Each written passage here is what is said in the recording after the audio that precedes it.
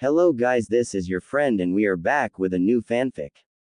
Which is what if Naruto's sisters held the Kyuubi's power and turned against him part 1. And if you enjoy this fanfic then please press the like button and subscribe to my channel for more fanfic like this. And now let's start the fanfic. I wonder where Ka-san and Tu-san are. A male voice said aloud. The voice belonged to a young boy, around the age of 5, sitting on top of tall building. He had spiky blonde hair and dark blue eyes. On his cheeks were 3 whisker-like birthmarks each. He was wearing a black shirt with an orange spiral in the middle of the chest and burnt orange shorts. On his feet were some worn sandals. He was looking at the full moon in the night sky, with a pout on his lips. Naruto-kun, an elderly voice said from behind the now named Naruto. The blonde turned around and saw an old man, with gray hair looking at him. He was wearing a male blue kimono top and black pants, on his feet were sandals. What are you doing up here all alone? I'm waiting for Ka-san and Tu-san. They told me they were going to get my baby sisters but that was hours ago. The little boy whined, causing the old man to chuckle. Sarutobi Jii, do you know where babies come from? The caused the old man to stop his chuckling and nearly choke on his pipe. Why do you ask? Sarutobi questioned nervously. Because I was wondering if it's in a faraway place. I mean, Itachi said he had to wait for his Ka-san and Tu-san for a long time too when they brought his little brother home. Sarutobi let out a sigh of relief and coughed. Well, I'll tell you when you are older. For now, let's go get you some dinner. What do you say to some ramen? Yay, ramen. Naruto ran towards the stairs, with the old man chuckling behind him. When he was about to reach the stairs, the blonde boy stopped dead in his tracks. His body went rigid, and from behind the old man could see was trembling. Naruto-kun, what's wrong? The air, it feels angry, the boy said. It feels like what? It feels like something bad is about to happen. After the blonde whispered that a red light filled the air, followed by an primal roar. That was the night the Kyuubi no Kitsune was released onto Konoha. 2 years later, Naruto Uzumaki, formerly Naruto Namikaze, was sitting inside a classroom. His chin was in the palm of his right hand as he rested his elbow on the table in front of him. He was wearing a black jacket over a dark orange shirt, and black pants. He had matching orange gloves on his hands, with blue ninja sandals on his feet.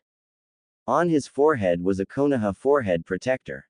On his hip, attached to his belt, was a pouch that was full of various ninja tools like shuriken, steel wire and several explosive notes. His eyes lazily watched the room full of students. I wonder how many of here will actually reach the level of the ninja I see every day. Naruto thought to himself. He was broken out of his thoughts when the seat next to him was dragged back and someone sat next to him. Looking towards the newcomer Naruto took in his appearance. Next to him sat a boy with black hair done with a small ponytail in the back. He wore a black shirt with a high collar and gray pants. He too had a pouch attached to his hip, and a forehead protector. He crossed his fingers as he sat down and watched the others. The two sat quietly for a few moments, before Naruto spoke. Hey Itachi. Yes Naruto-san, Itachi replied. This was Itachi Uchiha, the genius of the Uchiha clan, and current heir to the family. Do you think it was right of us to skip ahead of all our other classmates? I mean, we are only 7 years old after all, and all these other people are like 11 or 12 already. I think we made the right choice. Do you want to stay behind with them for another 5 years? Naruto rolled his eyes but nodded. Yeah, I just hope the team we are put in will like us. As long as you don't mouth off at them, then we will be alright, Itachi said with a smirk. Haha, very funny, Naruto replied at the jibe. Then I hope your group won't hate you for bringing along your fangirls. Naruto smirked as he saw his friend shiver. Do not bring them up again. Ah, is Itachi still scarred from what happened last time? You left me to them, they tried to pull out my hair. They also touched me in places I never knew I had.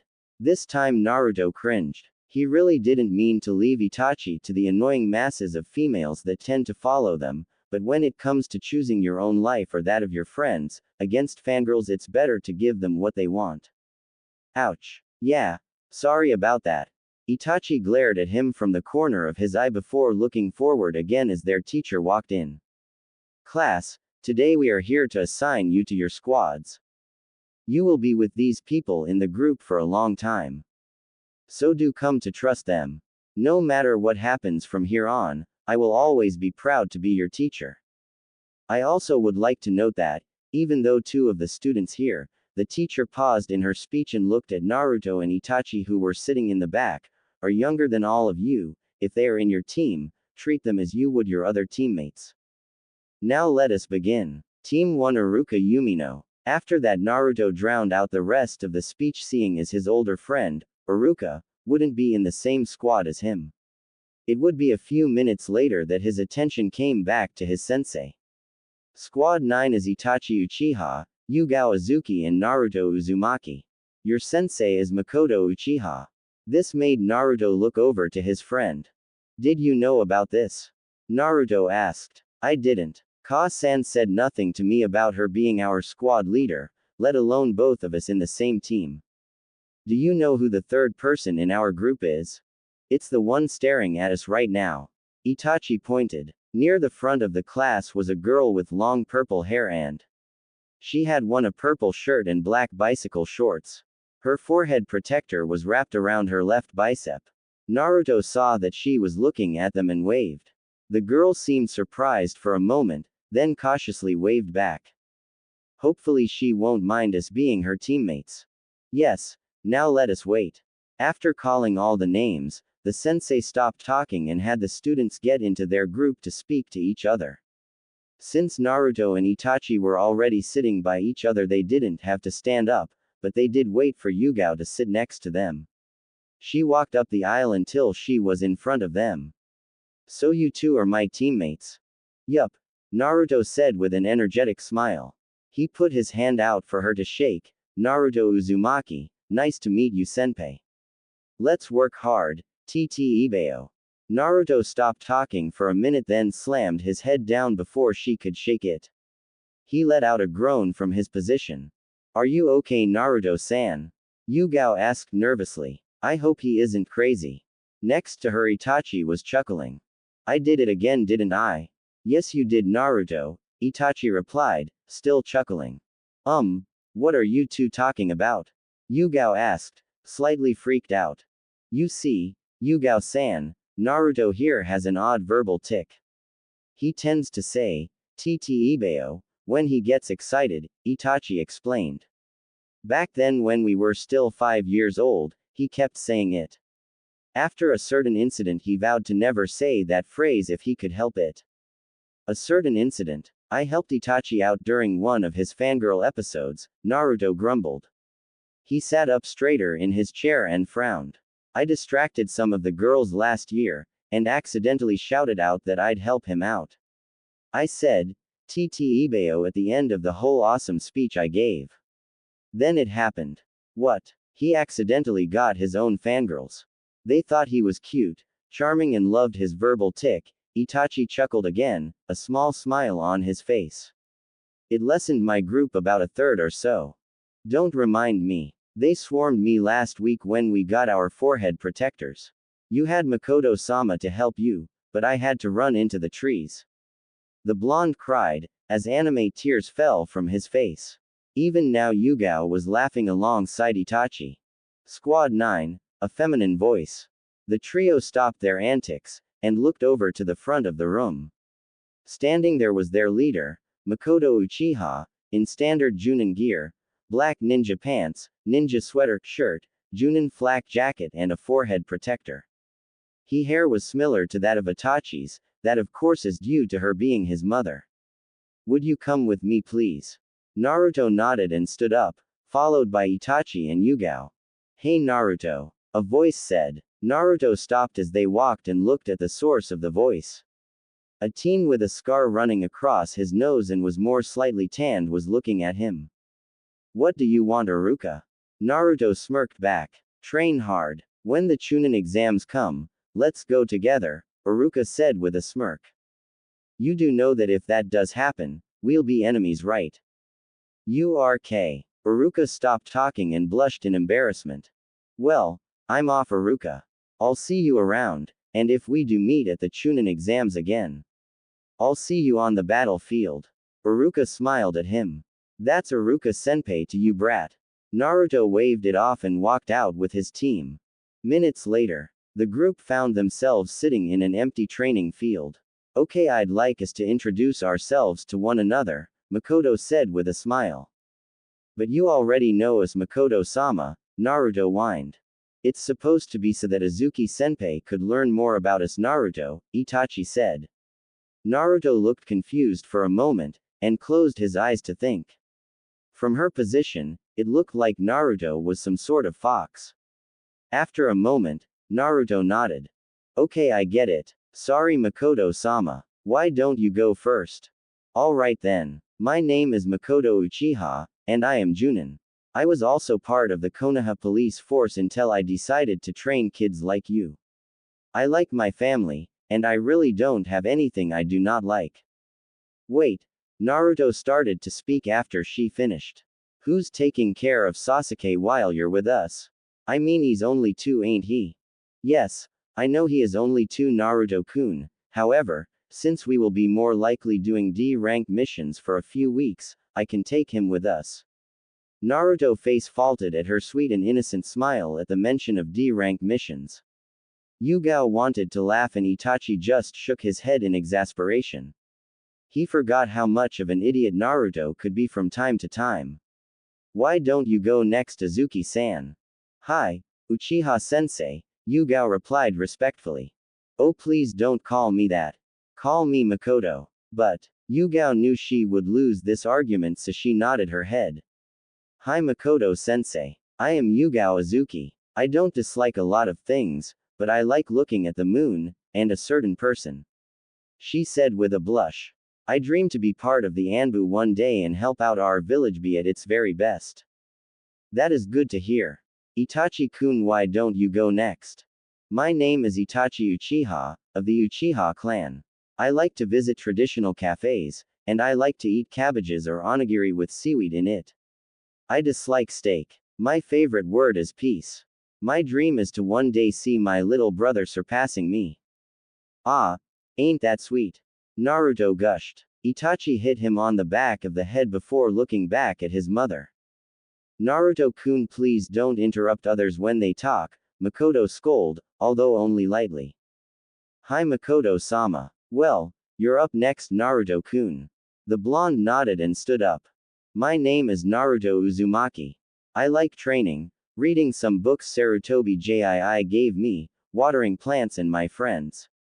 My favorite foods are ramen and red bean soup, although I hate fresh vegetables. I dislike those who abandon other people. My dream is, Naruto stopped talking before smiling. What is your dream, Naruto-san? Yugao asked. He looked towards Hokage Monument, before pointing at their faces. I one day plan to surpass all the previous Hokages, TT Ibeo. After a second, Naruto groaned, while Itachi chuckled in the background. Damn, that's the second time today.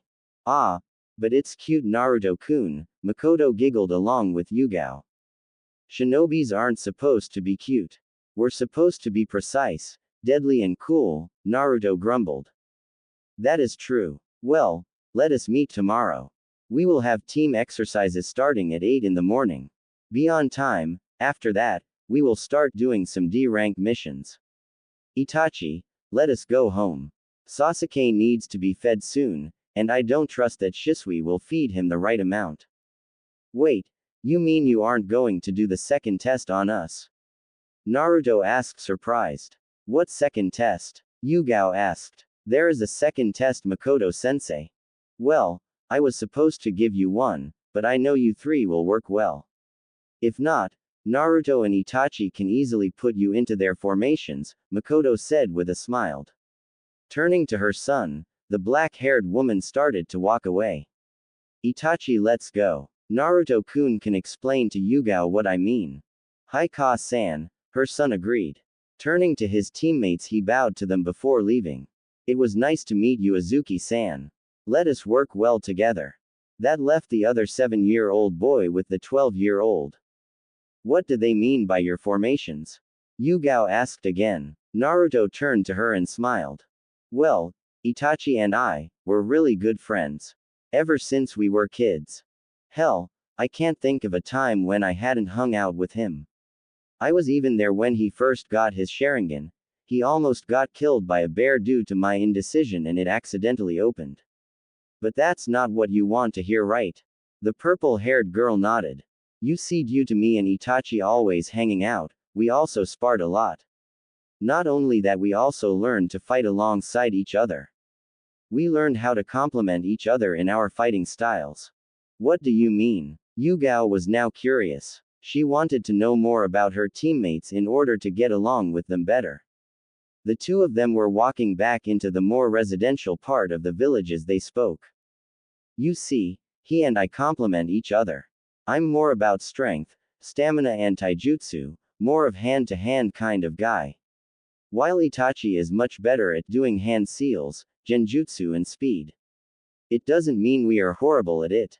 I mean, I can do simple genjutsus and break free from them. I can't do complicated ones like Itachi. While I can last longer in fights compared to him, the blonde explained. I see, that still doesn't explain the whole formation thing. It's basically we do something to complement the other person's attack. If Itachi uses a genjutsu, I have to take it up close and personal. If I use a wind type attack, he uses a fire type. Simple, no? Ah, where do two 7-year-olds get time to do this? The blonde shrugged at the purple-haired girl's question. If you read as much as I do and get trained as much as Itachi does, we have a lot of free time. That is why he and I are in your group. We advanced faster than anyone else in our class. Although it would be nice to have some of them with us. Yugao was about to speak again, except eruption of noise came from down the street. Looking down the road, she saw a bunch of people surrounding a couple, with babies in their arms. One was a blonde man with spiky hair and blue eyes, just like Naruto's. He wore the same thing as to what Makoto wore, except he had a white cloak over it with orange spike liking the bottom. He too wore a forehead protector on his forehead. Standing next to him was a woman with long red hair and gray eyes. She had on a white short-sleeve kimono top, with a black skirt. Black stockings were on her legs, and she too had a forehead protector, just like every other ninja. In their arms were babies, both of which were girls.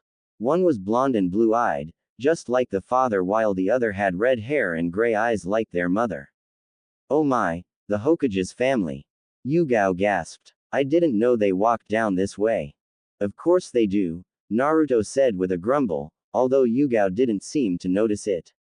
They live down the street. Largest house at the end. Really? How did you know that? Passed it a couple of times. I mean, who wouldn't know the home of Minato and Kushina Namikaze? As well as the heroes of the village, Yuri and Tsubaki, the blonde said sarcastically. This time Yugao did notice the tone. Is something wrong, Uzumaki-san? It seems like you have something against the Hokage. I have nothing against him. Really, I don't. Looking past them, Naruto sighed before putting his hands into his pockets. I'll see you tomorrow, Yugao-senpai. I'll be heading home. Naruto walked towards the group with Yugao watching him. As Naruto walked, he neared the group. He could see them laughing with the villagers and it made him feel sick. Trying to walk by the side, Naruto attempted not to be seen but failed. Uzumaki-san, a male voice called out to him. Naruto beat down the growl in his throat as he turned towards the people looking at him. Putting on a strained smile, he looked at the family in front of him. The villagers were looking between the two and noticed that both the Hokage and Naruto looked similar to each other. Good afternoon, Hokage-sama, Namikaze-sama, he greeted the family. How are you and your family today? We are doing well, thank you for asking, Uzumaki-kun, Kushina replied back with a smile. Again, Naruto had to force down the growl threatening to come out of his mouth. How are you today? Naruto smirked, but had to resist the urge of rolling his eyes. I just became a ninja of Konoha, he answered, tapping the thing on his forehead. As of today, I will be working under you, Hokage-sama. Please treat me well. I will, Minato replied this time. You should run along now, your parents must be waiting for you at home. Naruto was happy that at least one of his hands were in his pockets, so no one could see him making a fist at the comment. Yeah, they just might be. Goodbye, Hokage-sama, Namikaze-sama. After that, Naruto turned on his heel and went down the road in the opposite direction of the Namikaze family and household. After walking a few blocks away, Naruto let out a frustrated growl and slammed his fist into the wall. That freaking prick. He then winced in pain before looking at his hand. TCH, Shizune won't be happy about this. Nursing his hand, he continued to walk down the street, greeting other people as he did. He kept walking until Naruto reached a one-story house that was rather plain. A white, light gray paint had fitted the building. It had a large yard in the front, as well as no neighbor on either side. Going down the beaten path, the blonde ninja fished out his key and opened the front door. Again, nothing out of the ordinary was inside the living.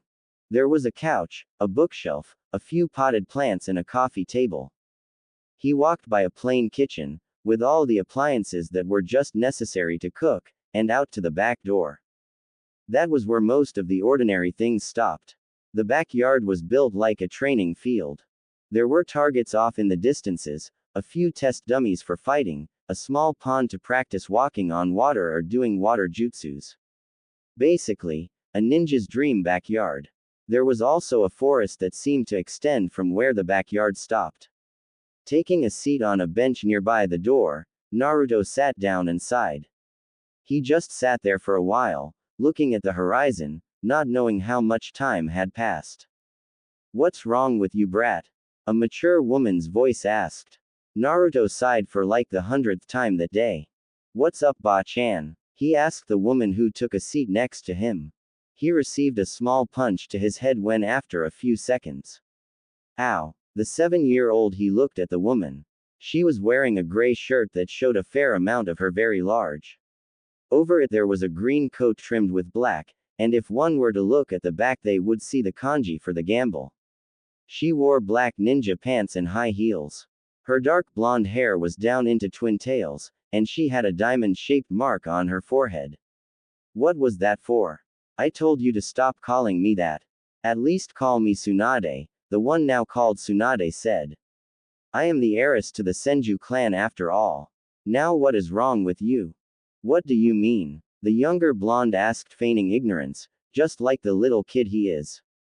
You're staring out into space again when I got here and your hand is bleeding. Don't kid with me, what happened? It was all quiet for a moment before Naruto spoke again. I saw them again. Naruto growled, yet he could feel some pinpricks of tears in his eyes. They looked like the perfect little family. One that I should be part of. And after that, Naruto started crying. Tsunade moved closer to him and put him in a hug. There, Naruto, it's okay, Tsunade cooed. It's not. Naruto wailed. I don't get it. I don't see why Tu-san kicked me out. I don't get why Ka-san doesn't know me anymore. I just don't get it. It all started when those girls were born. The two stayed like that for a few minutes, Naruto bawling his eyes out and Tsunade trying to comfort him. When he finally calmed down, Naruto moved away from her and sighed. Thanks, Ba. He stopped when he heard her growl, I mean Tsunade-chan. I really needed that. You always get like this when they talk to you. I keep telling you to avoid them. I can't do that now since I'm a ninja, Tsunade-chan. Naruto sighed again and Tsunade got a tick mark on her head. She gave him a light slap on the back of his head, but with her strength caused him to stumble off the chair. You sigh too much for a 7-year-old. You should go out there and have fun. You'll be stuck doing chores, I mean, D-rank missions for some time, so I suggest that you have as much fun as you can. Don't let your former family get in the way of you life. Yeah, I guess you're right. You know I'm right. Now let me see that wound on your hand before Shizune comes back. You know how she fusses over you when you get hurt. Naruto showed her his hand while she did a healing jutsu on it. She should get a boyfriend already. I swear she's 17 and single. Must be bad for her. Why do you think that? Ero-sensei told me to think like that. I see. I'll have to have a talk with him when he comes to visit tonight. Ero-sensei is coming. The blonde asked excitedly. Maybe he'll teach me a new jutsu today. Don't get too excited, brat. After the beating I'll give him for peeking in on the onsens again, he might not be able to teach you anything. Ah, Ba-chan. Don't hurt him too bad. Another tick mark appeared on her forehead. Don't call me that, you brat. Hours later. It was close to midnight and Naruto was asleep in his bed. This was of course after his surrogate sister, Shizune, berate him for hurting himself. Then a dinner which was interrupted by Jiraiya, the legendary Toad Sage, or as Naruto liked to call him, Ero-sensei. After a beating, the old man tried to teach him a jutsu which Naruto couldn't get just yet but promised he'll work on it. He cried again, you know, Tsunade said to Jiraiya as the two peeked into his room. The man behind her sighed. I wish I didn't bring up the prophecy to Minato, Jiraiya muttered. Maybe if I didn't do that, Naruto would still be with them. Turning over to them who Tsunade would consider her best friend now, she saw the regret in his eyes. I just thought that he should know about it since it might concern his kids. I agree with you there, but I didn't think Minato would go as far as disowning Naruto there. I also wonder what happened to Kushina. It seems like something happened to her on that day too. As if she doesn't even know she has a son, the Toad Sage said. I think something happened that night. Something that forced both Kushina and Minato to act differently towards Naruto. What do you mean? Tsunade asked. There is no way Kushina would do something like abandon Naruto. She was so excited when she gave birth to him and was happy raising him those first 5 years. Something, or someone, must have changed the way they think. You mean you think someone attacked them that night? Tsunade gasped. Yes. I think it is one of Danzo's men, probably a Yamanaka, but I can't be too sure. When did you come up with a time to think of this? When I wasn't looking for Orochimaru for the past 2 years, I've been trying to think of a reason as to why they would abandon him. That is the best I could come up with. The two stayed silent for a while before Jiraiya cleared his throat. I think I'll be going now. Visit Minato and have a word with him. Maybe he can shed some light on this situation. Alright, go do that. Do I get a parting kiss? Jiraiya made a kissing face, but received a punch instead. Pervert, are you still trying to get with me? Maybe. Jiraiya laughed. Also, I plan to visit the old man, after visiting Minato. How is he doing, by the way? I don't know. The fact that he took a blow from the Kyuubi after protecting Naruto from an attack surprised me. I'm happy he's still alive, but it will take some time for him to be up to snuff. Heck, he might be more limber than before. That's great to hear. Well, see you later, Tsunade Heim. Walking down the hall, Jiraiya opened a window and jumped out into the night sky. As he did though, there were some thoughts in his mind. Thoughts about Naruto and what his future may hold for him. How do they keep doing it? A chunin at the mission desk asked.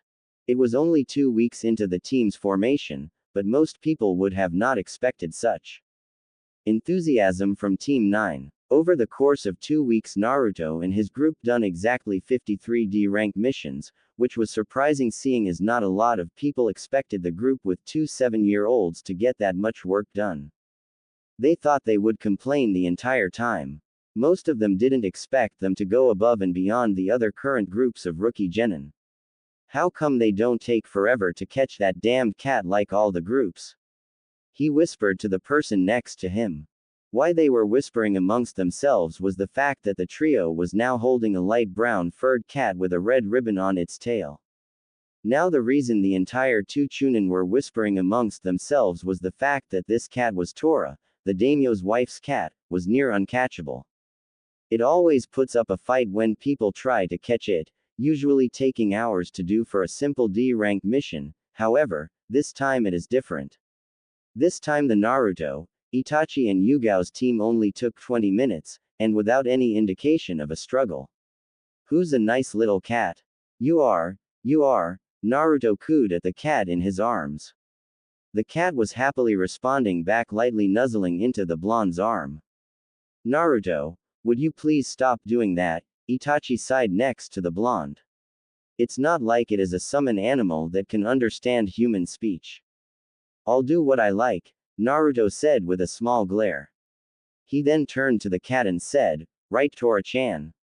The cat mewed affectionately. Itachi turned to the two women in his group.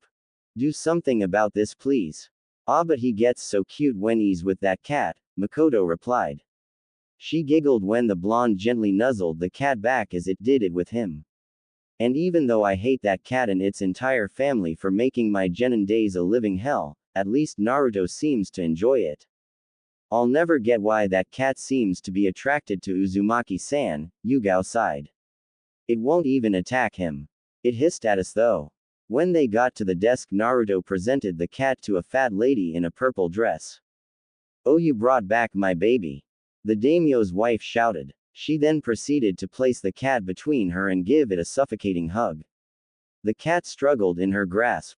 From the other side of the table, watched horrified at what was happening, Makoto was laughing internally, while Itachi and Yugao were just relieved they didn't have to chase that cat again. Ms. I don't think you should. Naruto started to talk, to tell the woman to not do that to the cat, for that was the reason it kept running away. He was refrained from talking, when the daimyo's wife put him into a chest-crushing hug as well. Thank you. Thank you. Thank you. Naruto's arms were flailing as he was being suffocated by the woman. Ma'am, if you please release our boy, it seems like he's losing his breath, an elderly voice said from the table. The woman did just that. Oh my, I'm so sorry. The daimyo's wife apologized. Well, I'll be going now, Hokage Dono. Thank you for the help. The old voice chuckled again. I'm the former Hokage, madam. Right now I'm just Sarutobi Hiruzen, mission administrator, Sarutobi said from the desk. The woman smiled and left the room. People noticed that the cat gave Naruto a pleading look as she left. When she was out of earshot, Naruto spoke, she's going to kill that cat if she keeps doing that. It is not up to us what she does with her pets, Naruto-kun, Sarutobi told the blonde. I know Sarutobi Jii, I know.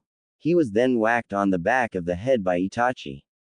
Hey, what was that for? Please forgive Naruto of his rudeness, Hokage-sama.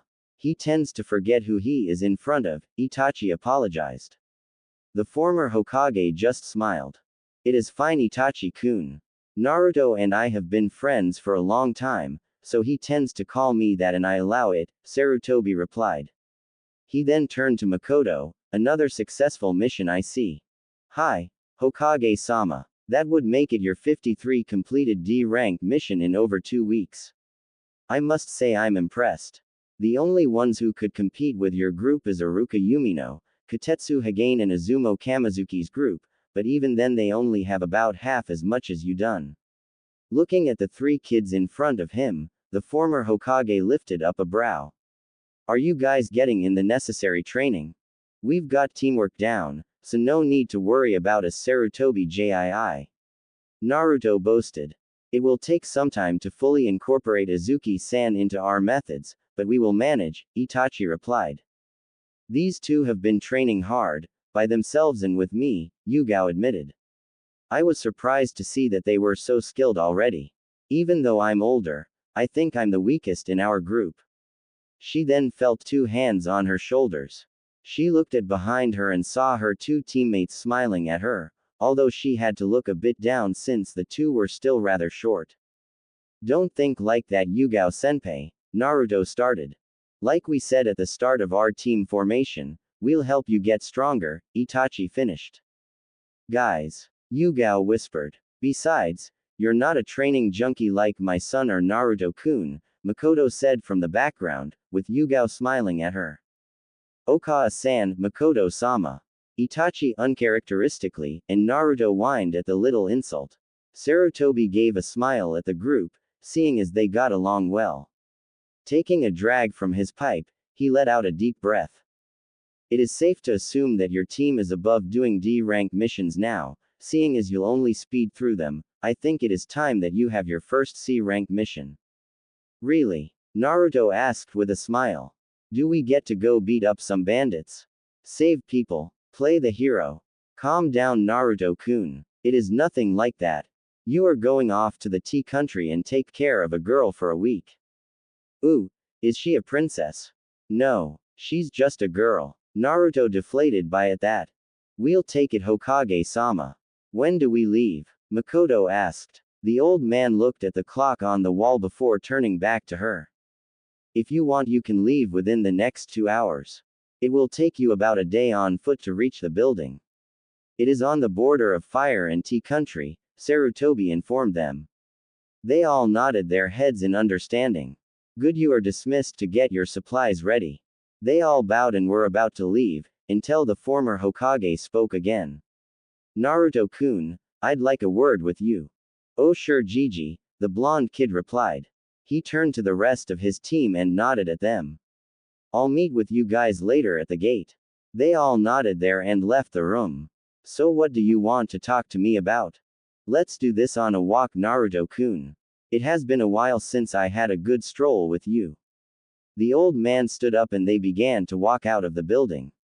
The two strolled around the more quieter parts of the village, near a park. So Naruto-kun, how have you been? I've been well, Sarutobi Jii, Naruto answered. I mean, I've been really busy with all these things happening, but it's been pretty fun with Itachi and them. Heck, it has been great with them. That's good, Naruto-kun. I'm glad you like your team. I was the one who suggested it to you, father, to put you in that team. I have no father. He is just the Hokage-sama to me, the boy frowned. The old man frowned but nodded his head. I forgot you don't consider him your father anymore. After he disowned you, it hasn't been the same, hasn't it? Yeah, it hurts just to see them, you know. I mean, I should be part of that picture too, smiling with them and having fun. Yet, I don't know what happened that day. I wish I knew what happened. I do too, Naruto-kun, I do too. I'm also wondering what happened to your mother, since it seems like she doesn't know who you are. That, along with the law that your father had instated after you being disowned, makes it impossible for anyone to tell her how you are related to her. I do not see why he made your disowning and your origins a SS class secret. He won't let anyone say a thing about it unless they want to be executed. Even I have to abide by it. The two sat down on a bench in the park and just looked around. That makes no sense, and I don't like it because it makes no sense. I agree. He then turned towards the 7-year-old, who seemed to be older than he should be with the stress being put on him by own father. You know, a few days ago, Kushina came in and asked about you. Really? Naruto asked, perking up. Yes, she was asking about who you are, wondering why you have her old last name. With your father being in Tay room, I couldn't say anything.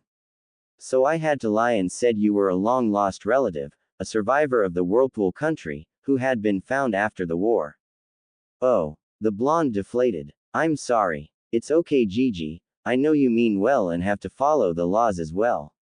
I just wish. Naruto sighed. I just wished there weren't any laws like that. Just so I can be with mom and dad again. He then felt a hand on his head and saw the Hokage smiling at him. Your way of thinking is far too old for one such as young as yourself, Sarutobi smiled. Go and get ready for the mission, Naruto-kun. Try and be friends with the girl you are going to take care of. Maybe you'll make a new friend. Naruto smiled ruefully and swatted away the old man's hand. You don't have to tell me that, Sarutobi Jii. I like making new friends. He got off the bench and began to run out of the park. See ya later, Sarutobi Jii. Goodbye, Naruto-kun. The former Hokage smiled as he watched his surrogate grandson run out of the park. His smile disappeared as he thought of his successor's doing. Minato-kun, just what are you thinking, doing this to your own son? I'll have to ask Jiraiya-kun if he knows anything about it. He then turned back and started his walk back towards the Hokage's building to give out more work. Naruto, on the other hand, was running back home so he can pack up. As he ran, he stopped for he saw a familiar face. Hana-chan. He shouted out, getting the attention of another kid. In front of him a girl around his age with brown hair in a ponytail was looking at him. She had on a gray shirt and black pants, with sandals. On her cheeks were 2 red tattoos in the shape of fangs. Standing next to her was a feral-looking woman, with the exact same tattoos on her cheeks, and was wearing a Junin uniform. Around them was one big dog with an eye patch over its right eye and 3 puppies. Good morning Hana-chan, Sum-sama. Ah Naruto-kun, how are you? Hana Inuzuka asked as he approached her. I'm doing great. When did you get these puppies Hana-chan? She got them today, Sum Inuzuka replied. I decided that she would need a lot more time with her dogs since she has 3. So instead of giving them to her at 11 or 12 as I usually do, I gave them to her at 7. Ah, that's so cool. Naruto replied with a smile. So what are you up to now Naruto-kun? Hana wondered. Don't you have a mission today since you are a genin now, Mr. I'm so smart and talented that I graduated 5 years earlier. Hey, I'm not the only one who graduated earlier, Itachi did too remember. I know, but you're a closer friend to me than he is. So do you have a mission today?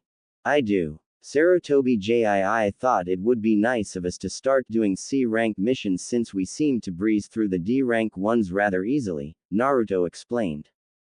Wow, on a C-rank mission already. I remember it took my group about a month of being a genin to get our first C-rank missions. You guys are rather fast, Sum praised. Naruto chuckled and scratched the back of his head in embarrassment. You're so lucky Naruto-kun. You already get to leave the village. I can't even do that yet, Hana pouted.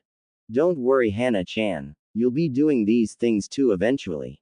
So do your best in the academy and maybe you'll catch up to me and Itachi, Naruto stated. Yeah right, you guys are too good. Even if you don't say it, you guys were always the best in the academy. He, true. We'll see. Well I have to go, see you Hana-chan. Sum-sama. Naruto bowed to both of them and ran towards his home. The 2 Inuzuka women stared at him as he ran away. Hey, still as energetic as ever. Reminds me of his mother, Sum smirked. His mother? You mean Ku? Hana was interrupted when her mother placed a hand on her mouth. We can't say that out loud remember. Why? The Hokage said not to. I don't like what is happening. Me neither, but we can't do anything about it. A day later, after getting together, Team 9 had set out for their mission. There was no trouble on the road they were on and everything seemed to go fine. They had camped out that night, each person taking watch. Itachi went first, then Naruto, then Yugao and Makoto. Itachi and Naruto went first since they would tire more easily since they were younger, not accustomed to staying up late. Makoto also asked one of the younger Uchiha members to look after Sasuke for her, knowing that her husband would forget. Then after a day of walking, and Naruto constantly asking if they were there yet, the squad finally made it out to a small house in a forest, just a couple of kilometers away from a small town. Well group, here we are, Makoto stated. This is the house of a one Sandai Osama. We are here to babysit, protect the girl he is taking care of. Couldn't he get some babysitter from somewhere else? Naruto asked with a frown on his face. Well, he would have if he wasn't going to be gone for a month. Kami, this is just like another D-rank mission except outside of the village. Now Naruto-kun we've accepted this mission and as ninja of Konoha we are going to do our work. Got it? Makoto asked. Hi Makoto-sama. I don't have to like it though.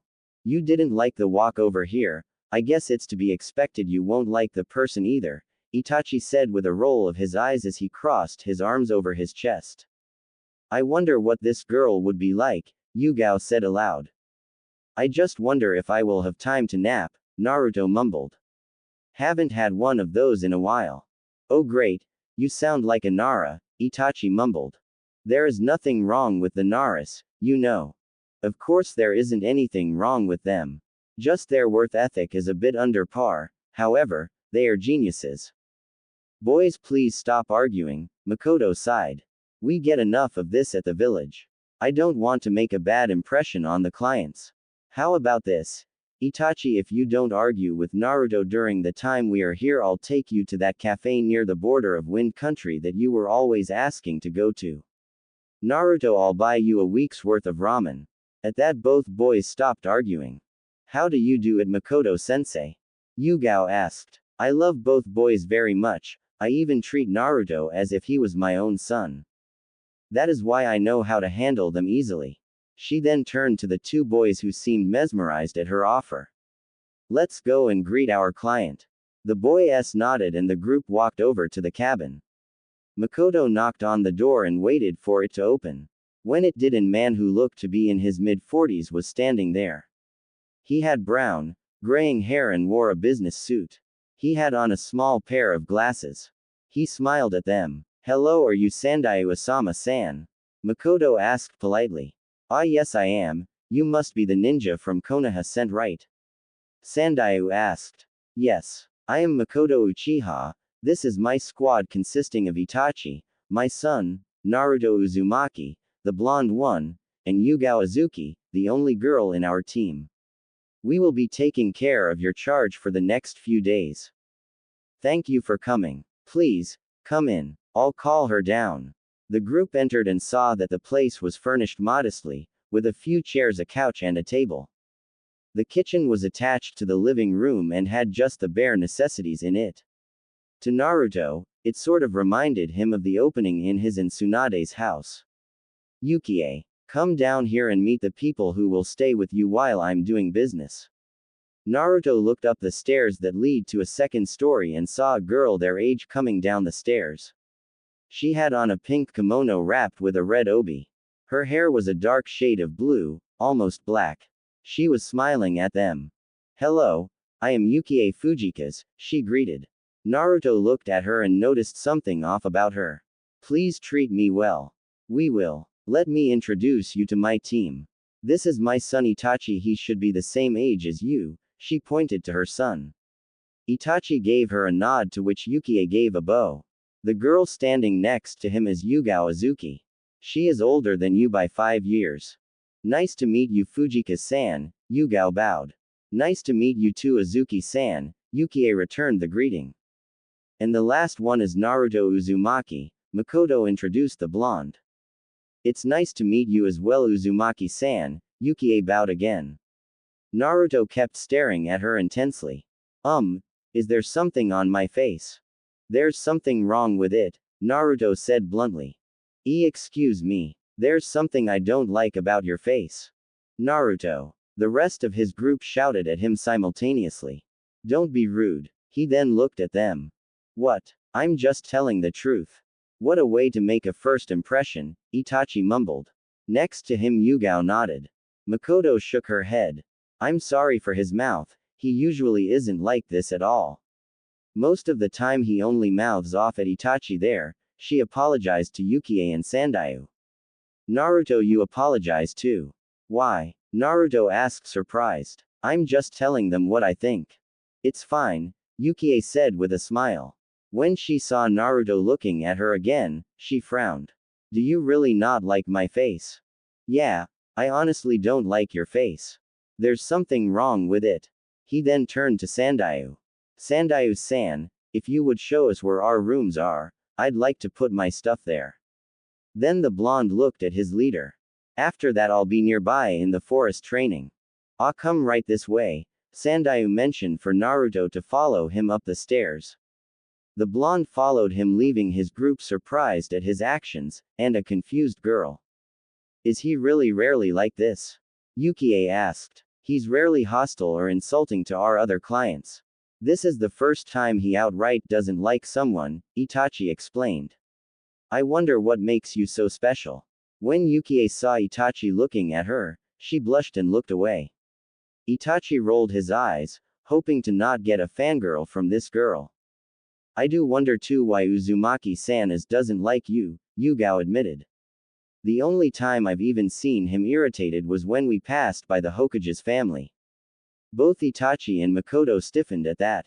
Hokuge. Yukie asked. Not Hokuge, Hokage. He is the leader of our village, and the one of the strongest people in our nation, the purple-haired girl explained. But yeah, he seemed irritated when he saw them. She turned to the two other people from Konoha still in the room. Do you know the reason why he would be like that? You should actually know the reason, unless you weren't there during the announcement, Makoto replied. Her voice had an angry tone in it. What announcement? Weren't you there all 2 years ago? After the birth of both Tsubaki and Yuri. Who's Tsubaki and Yuri? Yukie asked. The trio then remembered the girl was there. They are the daughters of the Hokage, Yugao answered.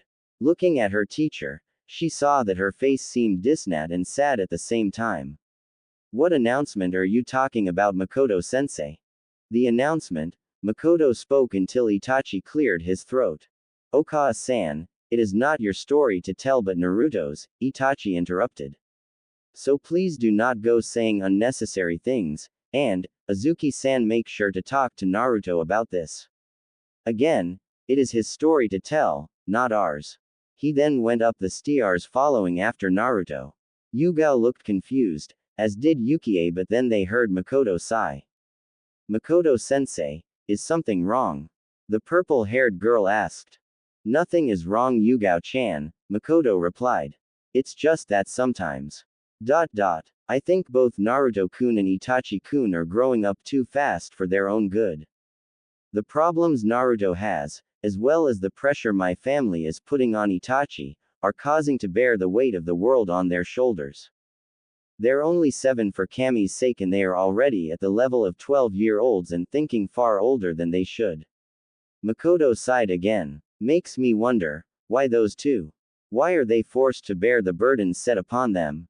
Yugao looked at her sensei trying to understand the words, while Yukie looked up the stairs wondering what type of problems those two boys had.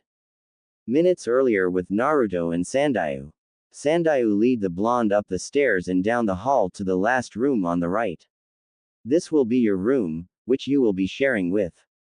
Itachi-san, was it? Sandayu inquired.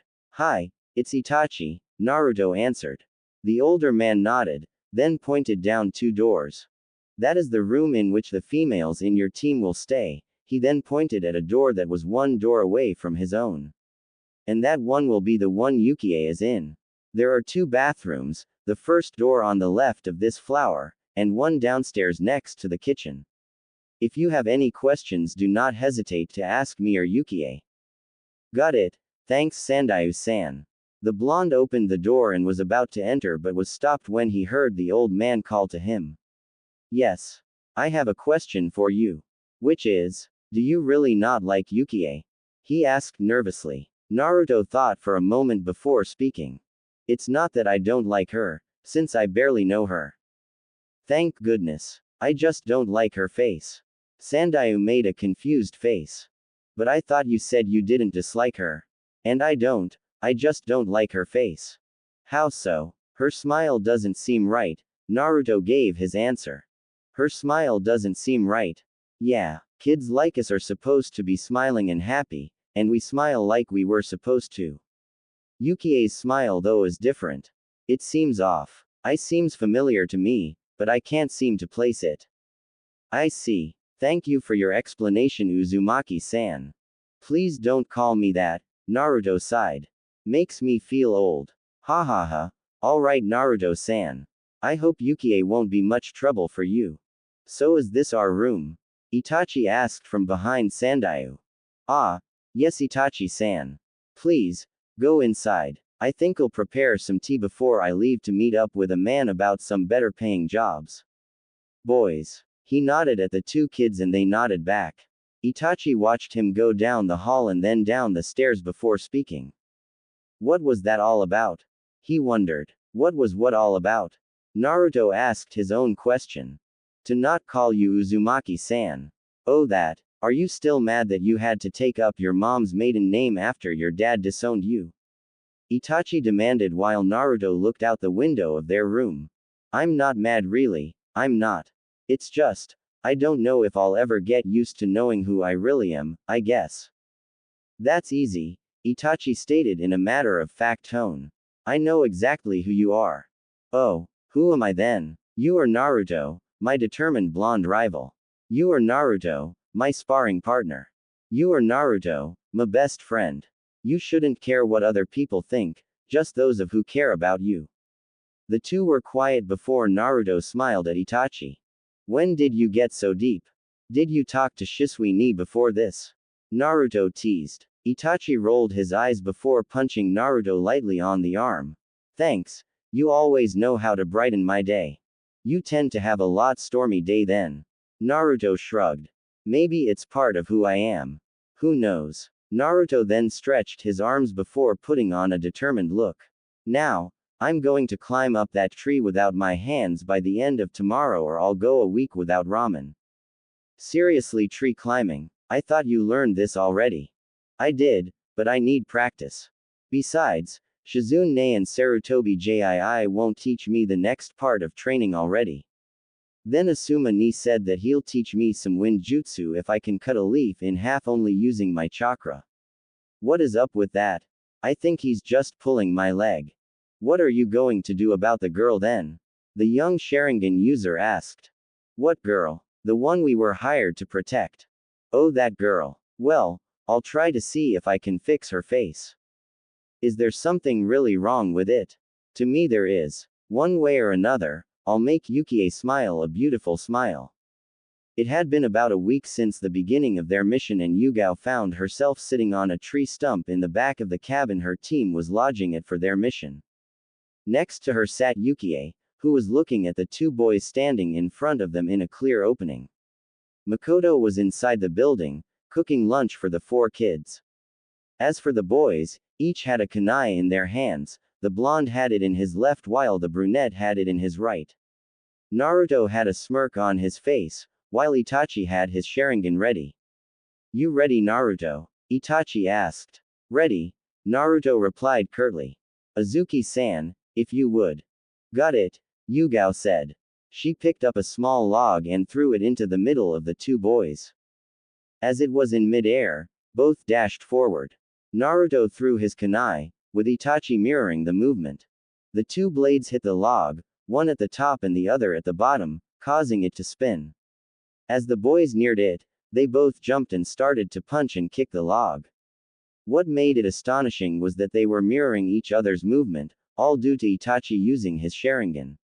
When the two landed, the log fell as well, showing broken parts. Naruto looked at Itachi expectantly, before the other boy shook his head. Damn, we messed up again, huh? Naruto sighed. Yes, we did. Itachi sounded a little disappointed. That was our 20th try at the combo. What do you mean? Yukie asked. You two looked pretty cool. I was off by a second, Itachi replied. Plus it's lacking some flair, Naruto frowned. It's like it's missing something, the two boys sighed in unison. This surprised the little girl. Yukie leaned into Yugao's side and asked, do they talk like that? Huh, was the intelligent response. They seem to be, Shinko. Yukie managed to fumble the word. In sync, Yugao mumbled. She looked at the two boys as they started talking about what they did wrong, and what they can add to improve their technique. You can say that. I've only known them for about 2 weeks at most, but from the way things go, it seems like they were really brothers.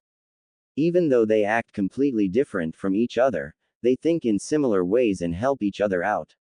Then Yugao frowned. To be perfectly honest, I feel jealous of them sometimes. Why? Not only do they have a bond between each other, they are better than me at everything that concerns being a ninja. She points over to Naruto, who was scratching his head with his eyes closed, obviously thinking of something. I'm not as strong and not as good at taijutsu as Uzumaki-san, and I don't have as much chakra as well. Yugao then pointed at Itachi, who also seemed deep in thought. I'm also not as good at tactics or genjutsu as Uchiha-san as well. Also, he seems to be much more precise at everything. The purple-haired girl let out a sigh. I still wonder why I'm put in their team. It's because you are level-headed, Makoto said, appearing from the door. The two girls looked at her while Naruto and Itachi kept talking. You see, You were right when you said that Itachi is smart in tactics. He tends to get over his head when Naruto is involved. You are there to bring them into order and think of a good way to do things. Makoto then chuckled to herself. Besides, I think those boys need to have more friends that are girls. Huh? Both girls inquired in unison. Well, Itachi mostly, but ever since the whole fangirl incident, Makoto used air quotes on the word fangirl, they have been a bit wary of making friends with girls. They made friends easily with me, Yugao stated. It's because you didn't squeal or want to hug them until they would die. How about me? Yukie asked, pointing at herself. Well, it seems my son will get along fine with you, however, Naruto is different. Is it because he doesn't like my face? Yes, that may be the reason. Makoto then gave her a cheeky grin. But I see nothing wrong with your face. You're just too cute. I wish I had a daughter like you. Okawa-san, please stop talking like that. It's almost as bad as Naruto and the cat. Itachi sighed as the two boys walked up to the female group. Hey, I'll have you know Tora-chan is a nice cat. I just feel sorry for all the other teams who go after her, Naruto commented. I'm still surprised that cat likes you. Well, that cat's in your family like me too. Maybe it's because of that time I was accidentally lost in training ground 44, the blonde mumbled. You mean the time when that crazy lady went after you? Itachi asked. Naruto shivered at the thought. What? It was an accident. I spilled her dangos, and she all of a sudden decided that she wanted to gut me. Luckily she and Shizune are friends or I would have died in there. I feel lost again, Yukie mumbled. Me too, Yugao agreed. Naruto chuckled embarrassedly. Sorry. By any chance do you know a woman by the name of Anko Mitarashi? Naruto asked. Oh, you mean Ibuki Morino's protege in the torture division? Yeah, her. She tried to kill me one day, 'cause I spilled some of her dango. She chased me all the way into training ground 44. I was scared for my life in there. Why? You may not know it, but even some Junin are afraid to enter that training ground, Makoto interjected. It is full of dangerous plants and animals that are hard to defeat. I'm still surprised that Naruto-kun here survived. I am as well, Itachi nodded. Heck, even I'm surprised too, Naruto admitted. But yeah, I was in there for a few hours. While I was in there, I started to cry and met up with this big lion. It almost ate me too. It stopped though, I don't know why. I mean, I started to sniff me and gave me a big lick before moving away. Bet it didn't want to taste ramen-flavored kids, Itachi deadpanned. The girls laughed while Naruto rolled his eyes. Haha, very funny. A few minutes later it came back with meat. Now I'm not sure what happened after that, since I sort of fell asleep after trying and failing to make a fire.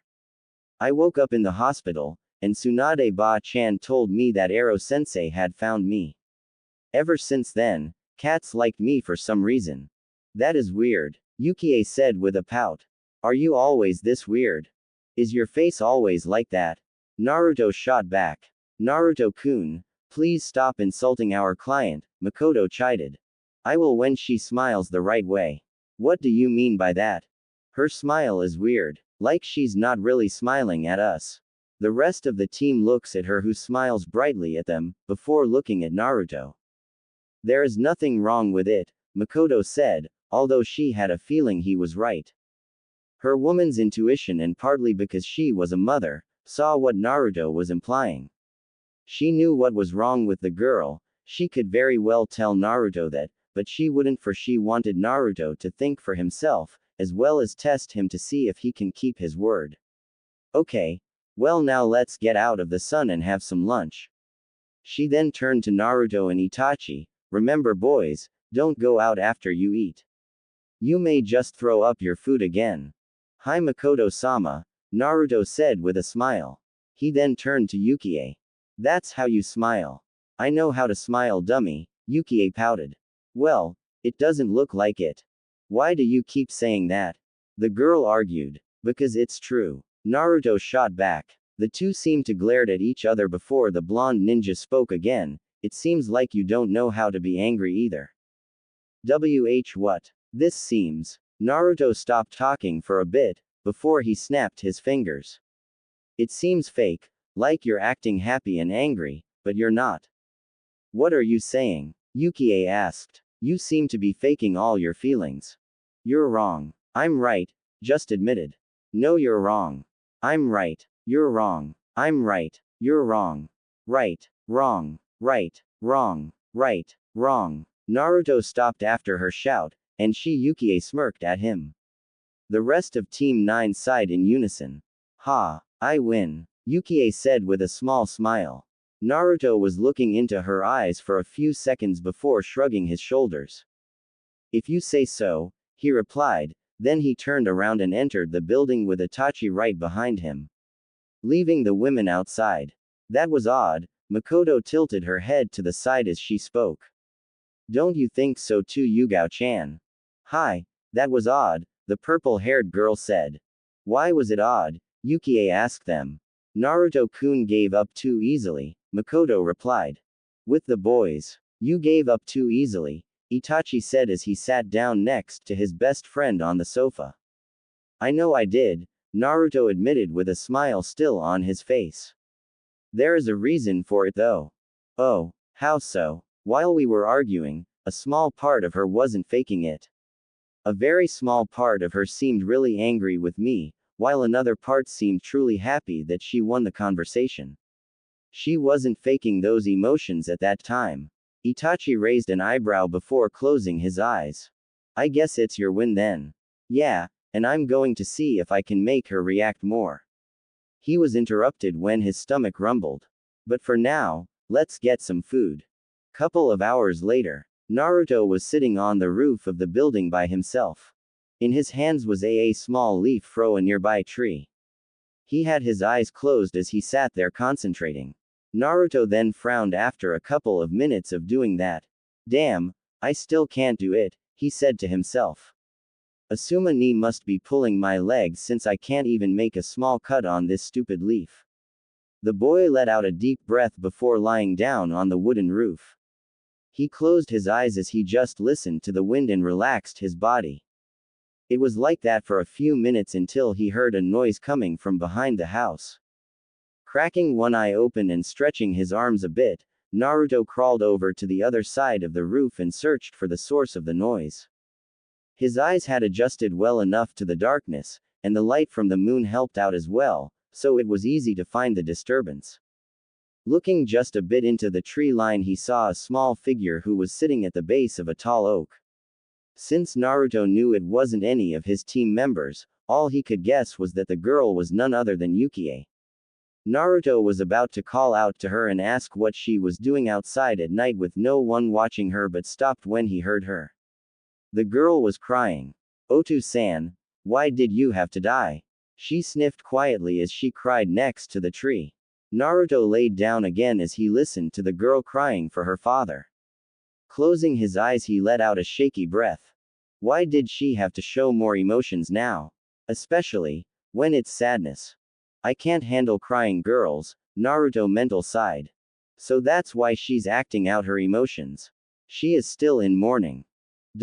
Quote. Mentally kicking himself, Naruto let out a frustrated groan. Kami, I've been mean to her, now I feel bad about insulting her. Stopping his train of thought, he took in a few deep breaths before letting one long out. Well, there's no changing it now.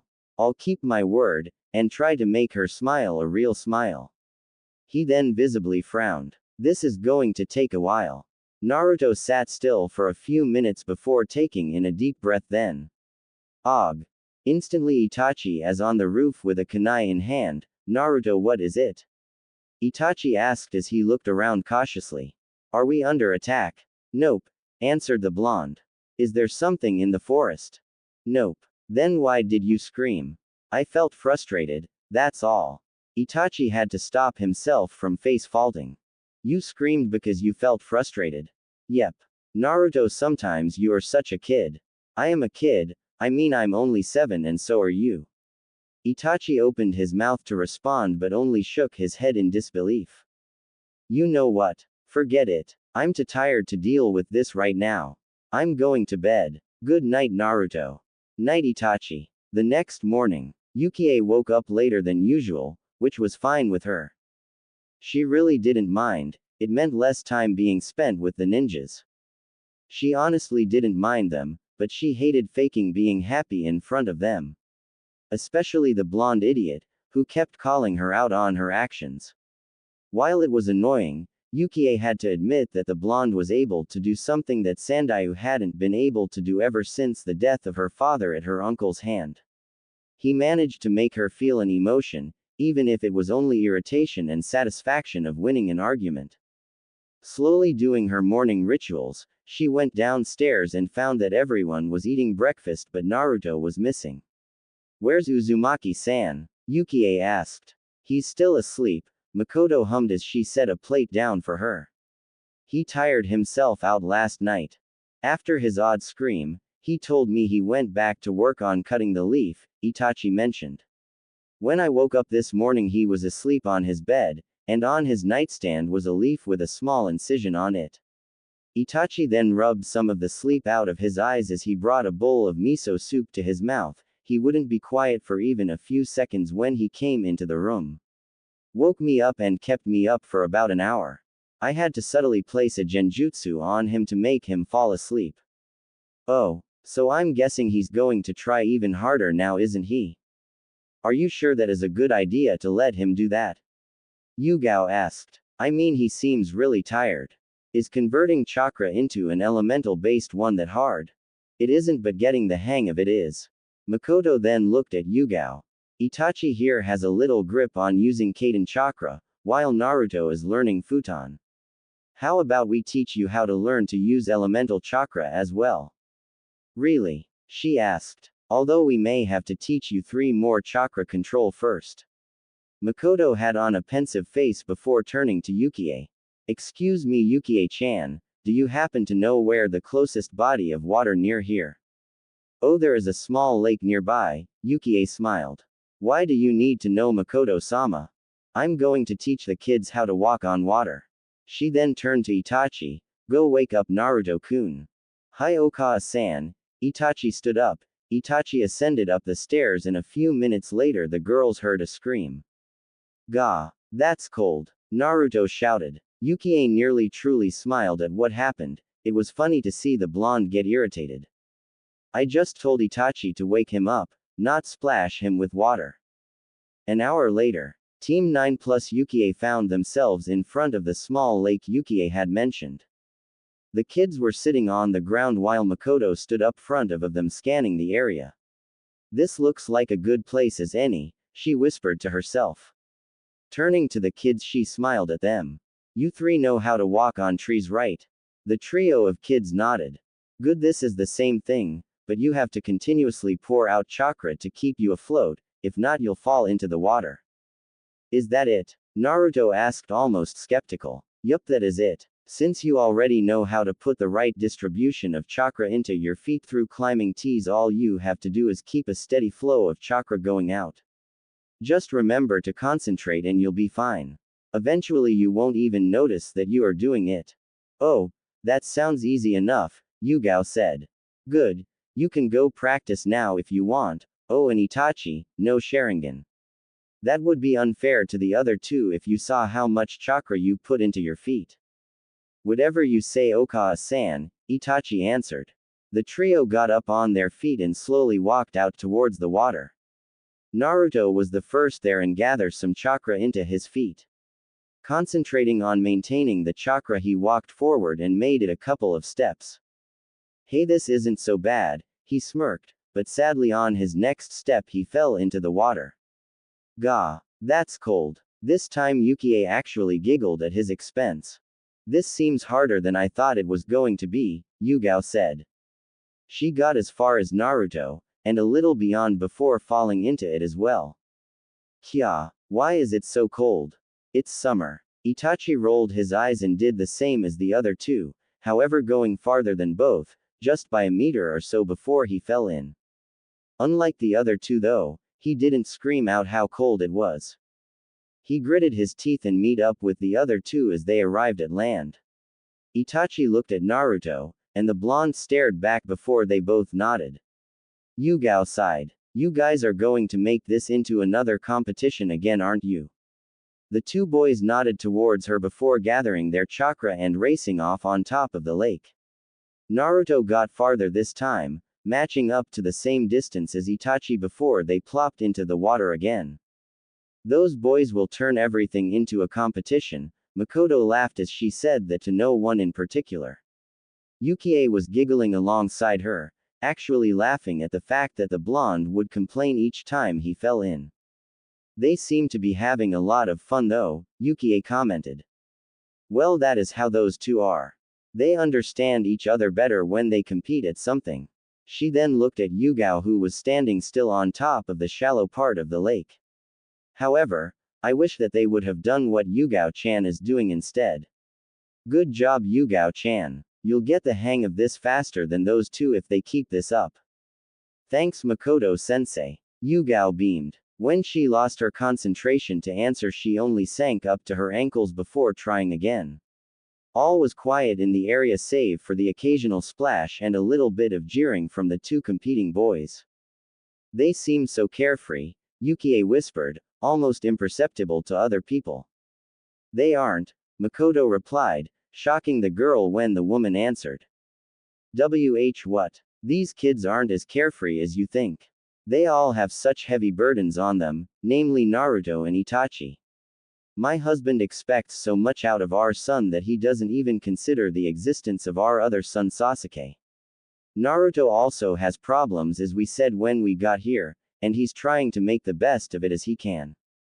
What is Azuki-san's burden then? Yukie asked, pointing at the purple-haired girl who was taking a break a few feet away, cheering on her two teammates as they continued to race one another to see who would get farther before going into the water. Hers is simple, but puts one into doubt. She is in a team with a genius and a prodigy. Actually, both can be considered geniuses in their own right. As she said so herself, she always feels inadequate when she's around both Naruto and Itachi. How do you think it would feel like to always be in the shadow of two others better than yourself? I think I would be. I would feel pretty bad about myself. Next to her, Makoto nodded. She's afraid of being a burden to the team. Slowly a smile made its way to her face even though she said that. Although, it's also because of those two that she is improving at a rapid pace. She wants to stand next to them, not follow behind them. That is why she keeps taking steps forward to eventually reach where they are. A pedestal she put the two on. Not only that, Itachi and Naruto are helping her along the way, just like how Naruto has been helping Itachi with problems. How? Just by being Itachi's friend. Someone who doesn't expect something from him other than friendship. It's why Itachi could keep up with the demands of his father. The bond the two share keep him motivated on going on. Naruto is just what Itachi needs in a friend, someone who doesn't demand anything but friendship in return. How about Uzumaki-san? How does he rely on the others? She asked, curious about the blonde. We're just there for him. Yukie looked confused. It's not my story to tell. I'm telling you I'm lasting longer than you are. The two females heard Naruto shout. Looking out onto the lake, they saw both boys sitting on the water, rather tired. Still, they were sitting on the water. You've fallen in at least an inch, admitted Naruto. Itachi deadpanned. No, I didn't. If anything, you're the one running out of chakra. We will see. The two glare at each other before just sitting there. A few seconds later, Yugao joins the two and sits down on the water as well, starting up a conversation with the two. Wow, it looks like that got it, and it only took an afternoon to do so, Makoto said with a smile. Of course, this is much easier to get than tree walking. Standing up, she cupped her hands around her mouth before shouting, kids. Let's head back now. I have to make dinner. Hi. The trio responded and got up from the water and walked over to them. Yukie smirked at Naruto. Did you have fun getting wet? She asked. Naruto smiled at her before nodding his head. I didn't mind really, he answered. I had learned something today, but it's freaking cold.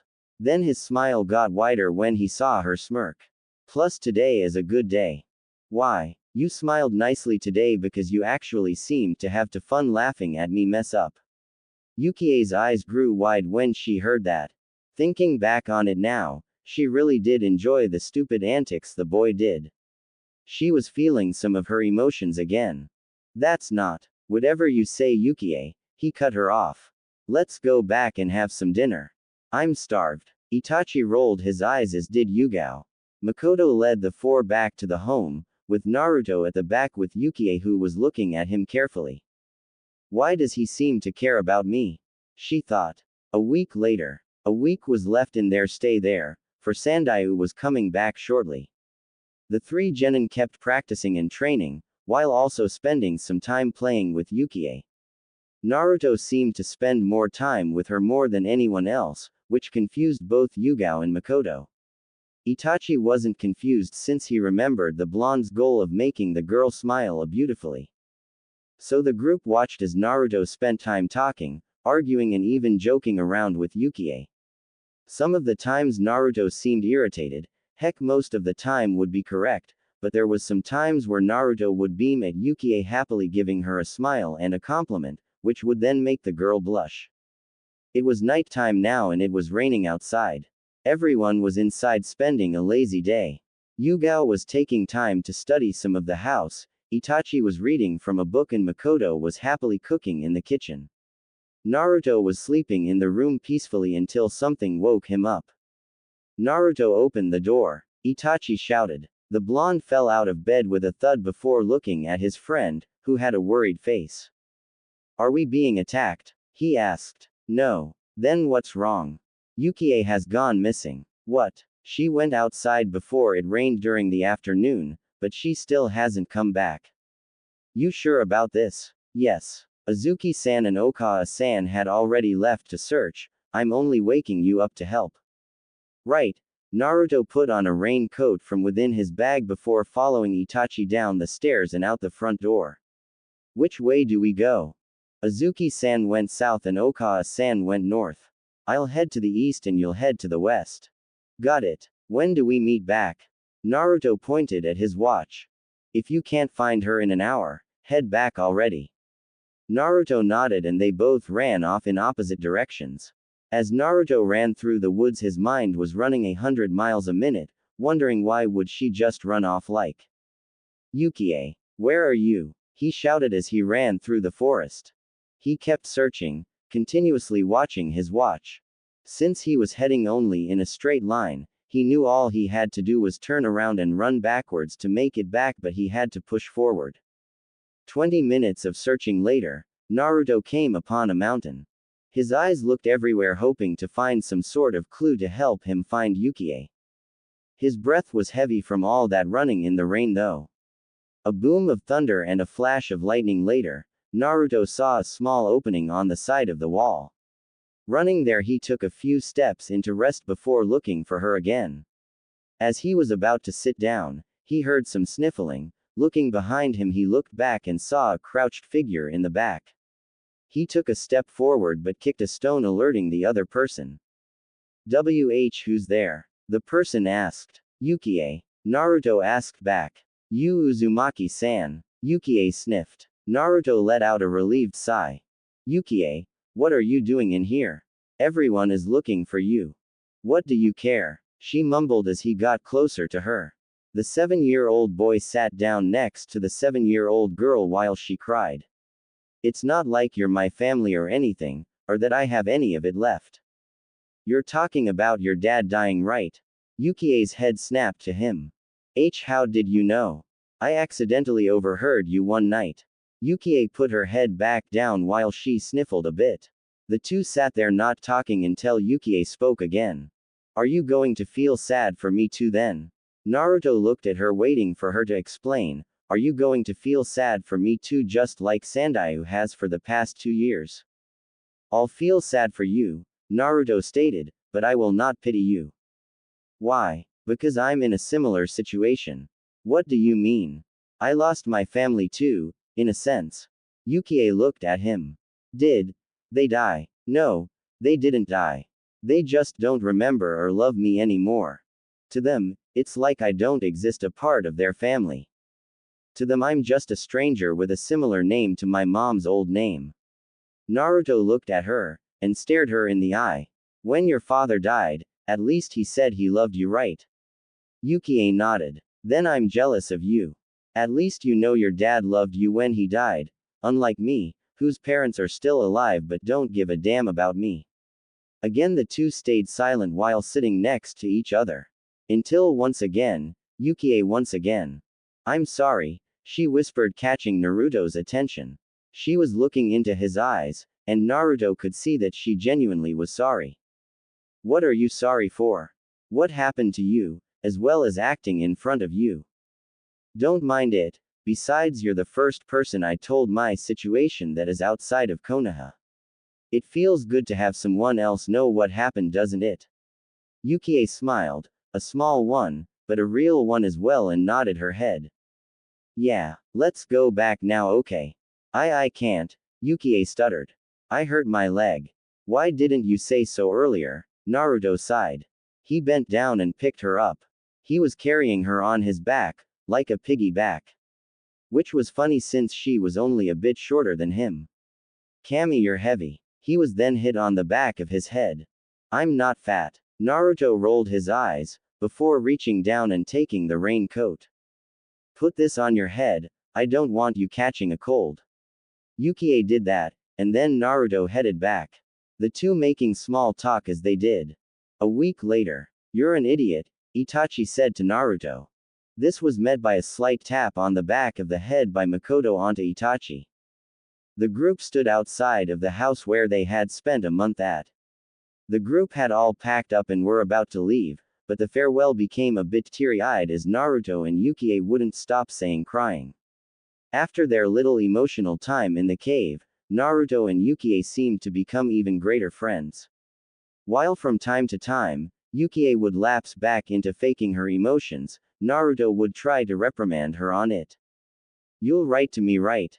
Yukie asked, trying to stop her tears.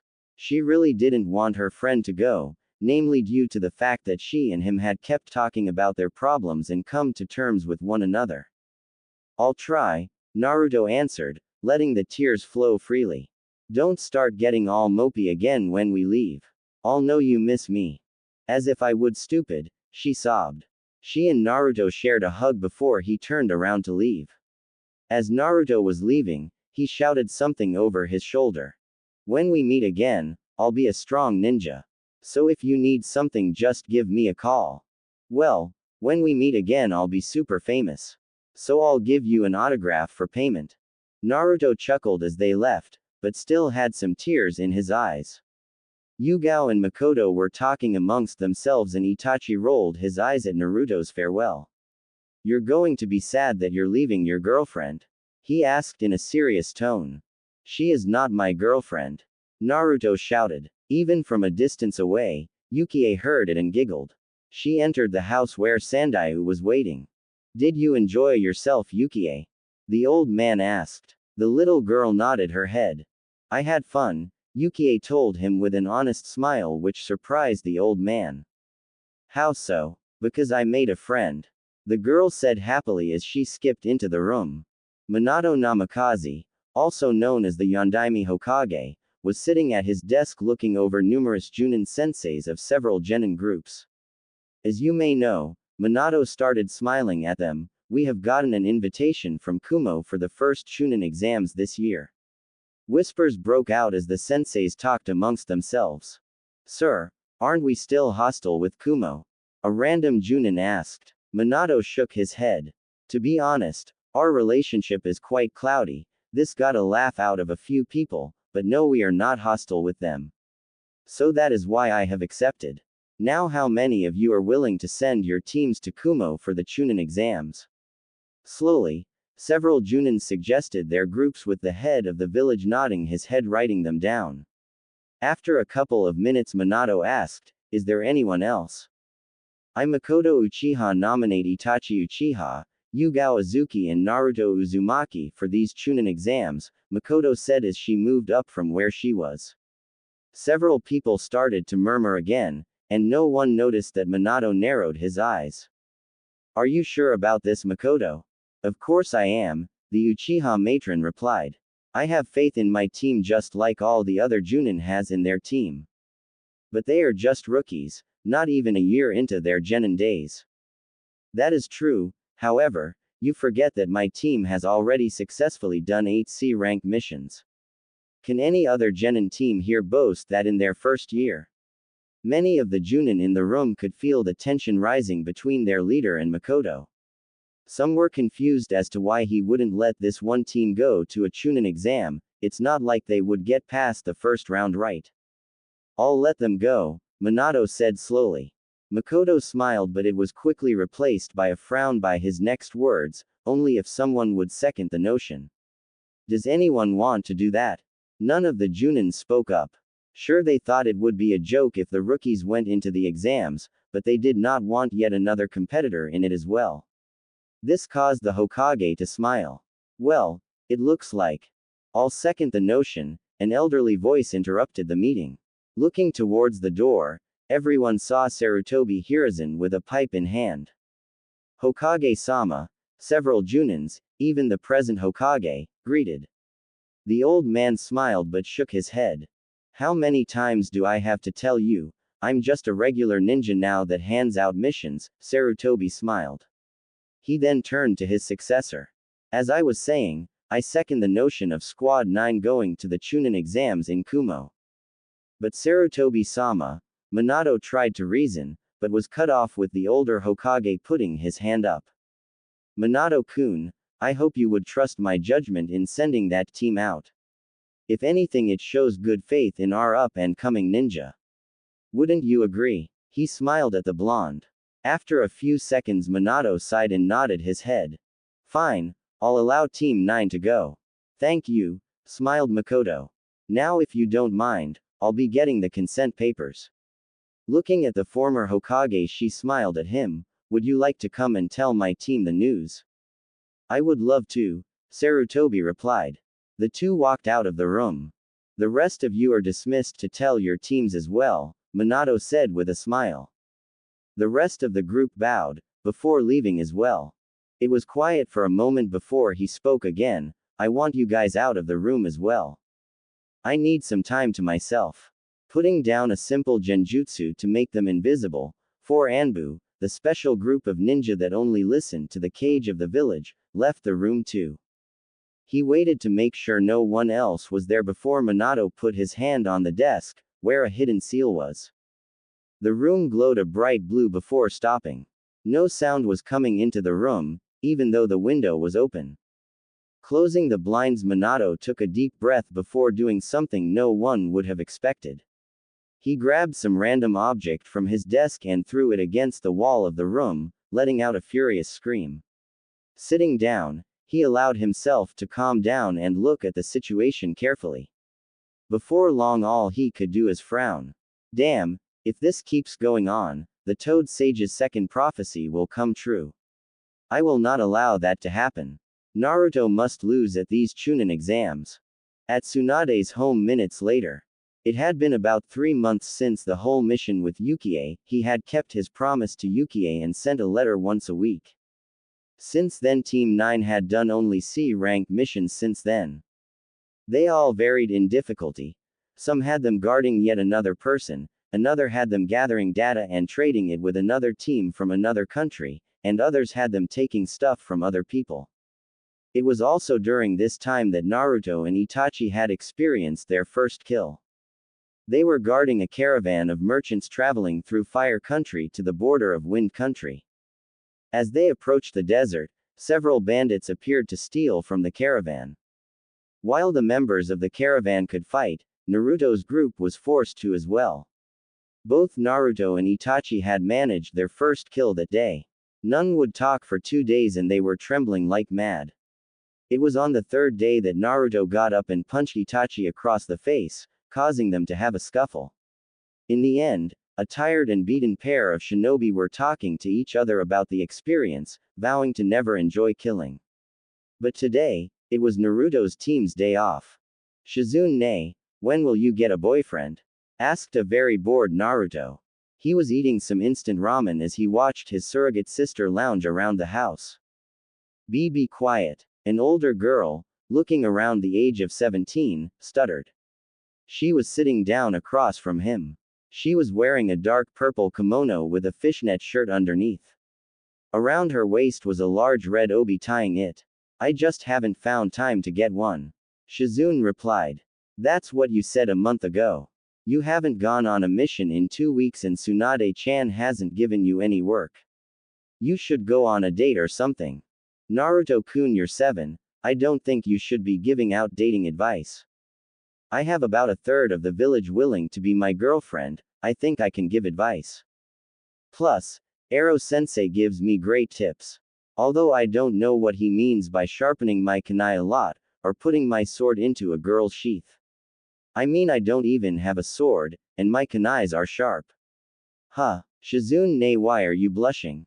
The blonde asked as he looked at the teen. Her face was beet red while he spoke, for unlike him Shizune understood what he was saying.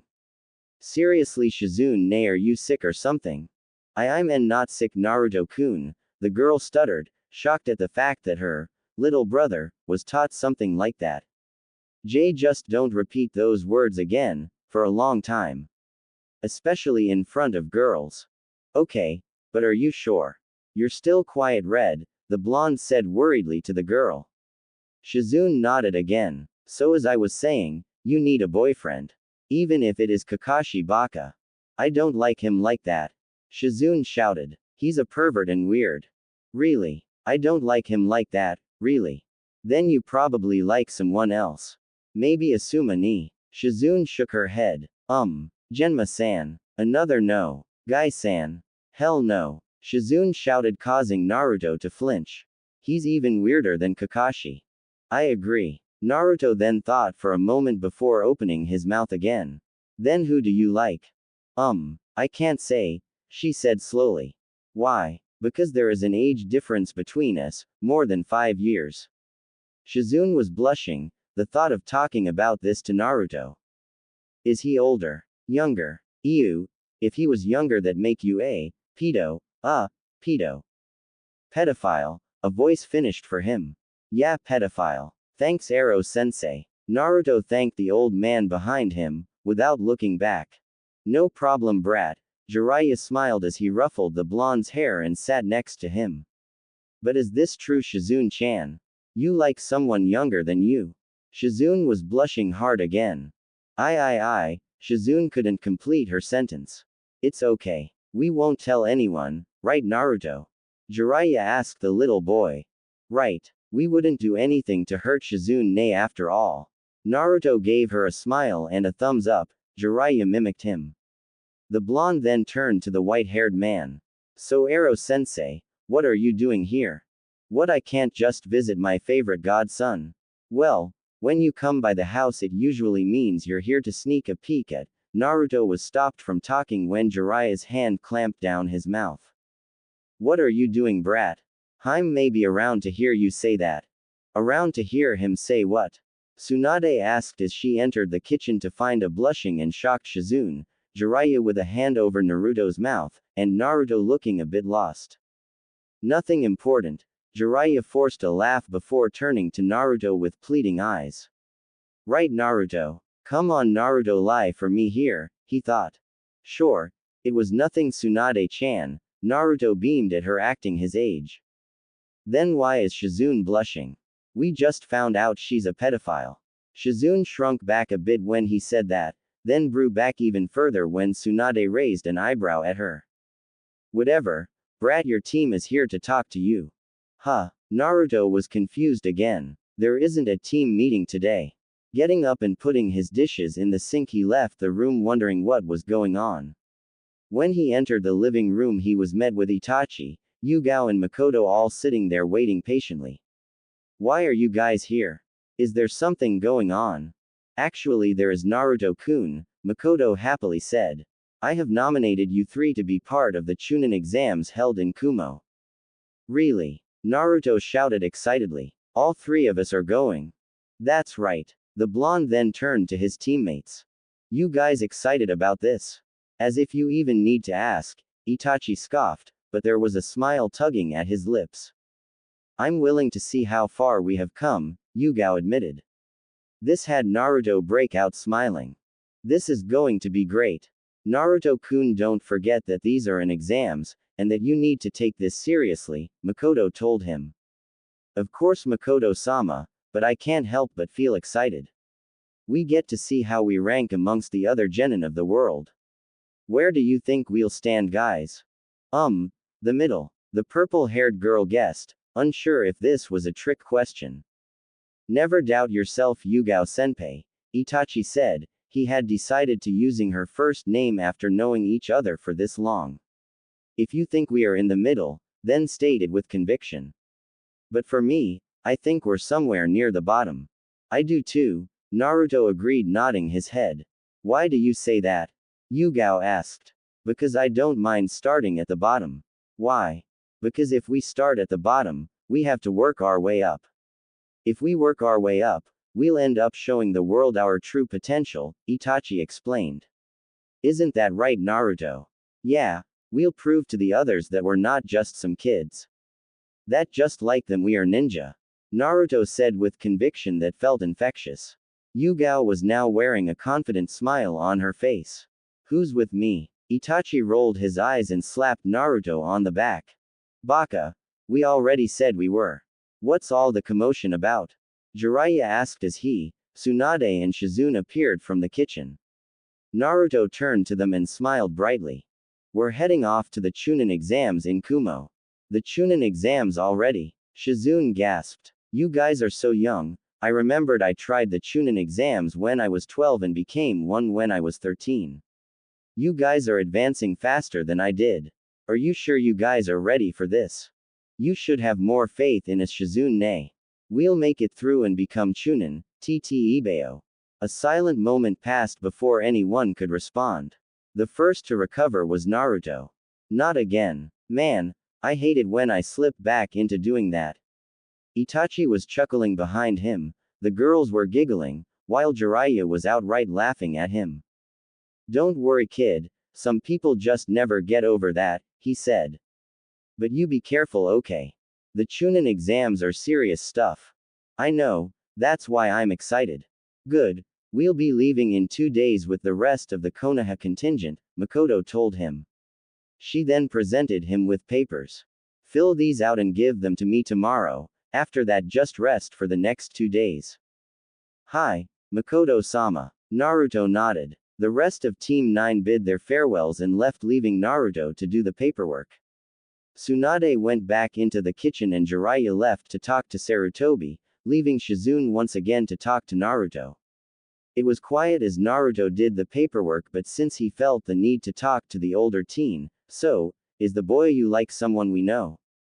Naruto. Shizune shouted. A week later, the group had left Konoha, were closing in on their destination.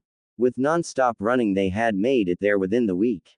Since most of the genin hadn't gone that far from Konoha, this was a sight to behold, but the thing that made it even more spectacular was the scenery. They were so high up in the mountains that they were literally in the clouds. For some odd reason though, Naruto felt at home when he arrived, which worried him. This place looks beautiful. Naruto was snapped out of his thoughts as Yugao mentioned that next to him. We're so high up and mountains look so nice. If you've seen one mountain you've seen them all, Naruto mumbled. But the air feels fresher here. Itachi merely nodded his head. The large contingent then entered through the gates of Kumo. Naruto looked around the village and noticed that most of the ninja in the village had a sword. You noticed it too, huh, Naruto? Itachi whispered. Naruto nodded. We don't have much experience against sword-carrying opponents. We'll manage somehow. As they walked forward, they were led to the hotel they were going to stay in.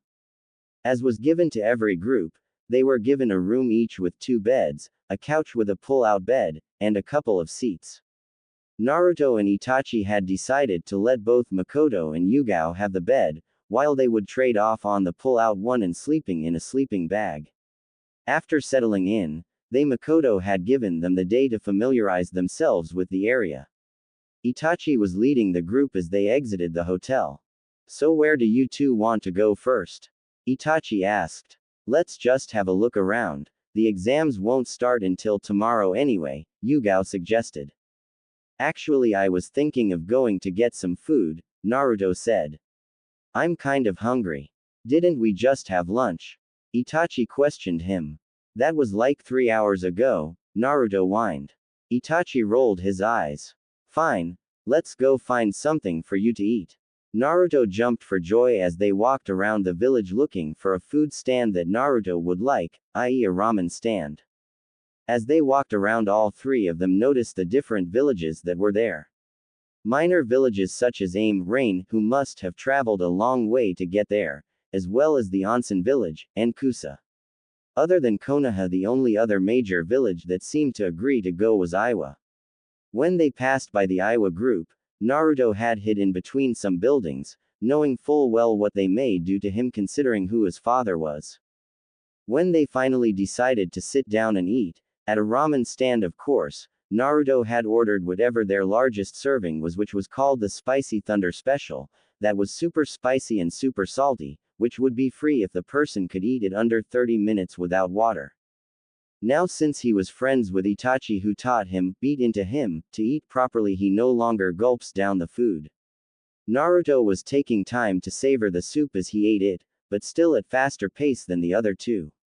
While Yugao had been accustomed to seeing him eat vast amounts of ramen when he could, the vendor was looking at the blonde with slight awe and horror as Naruto plowed through the food. Does he always eat like this? The ramen vendor asked Itachi. No, Itachi calmly replied as he ate his salty ramen with a boiled egg, he's usually faster than this. That made the vendor even more horrified, worried about his sales. That's right. Back at home, Naruto-san would be at his third bowl right now, which would be roughly the same size as this, Yugao interjected as she ate her miso ramen with chicken. Seconds later, Naruto put the bowl down and had a smile on his face.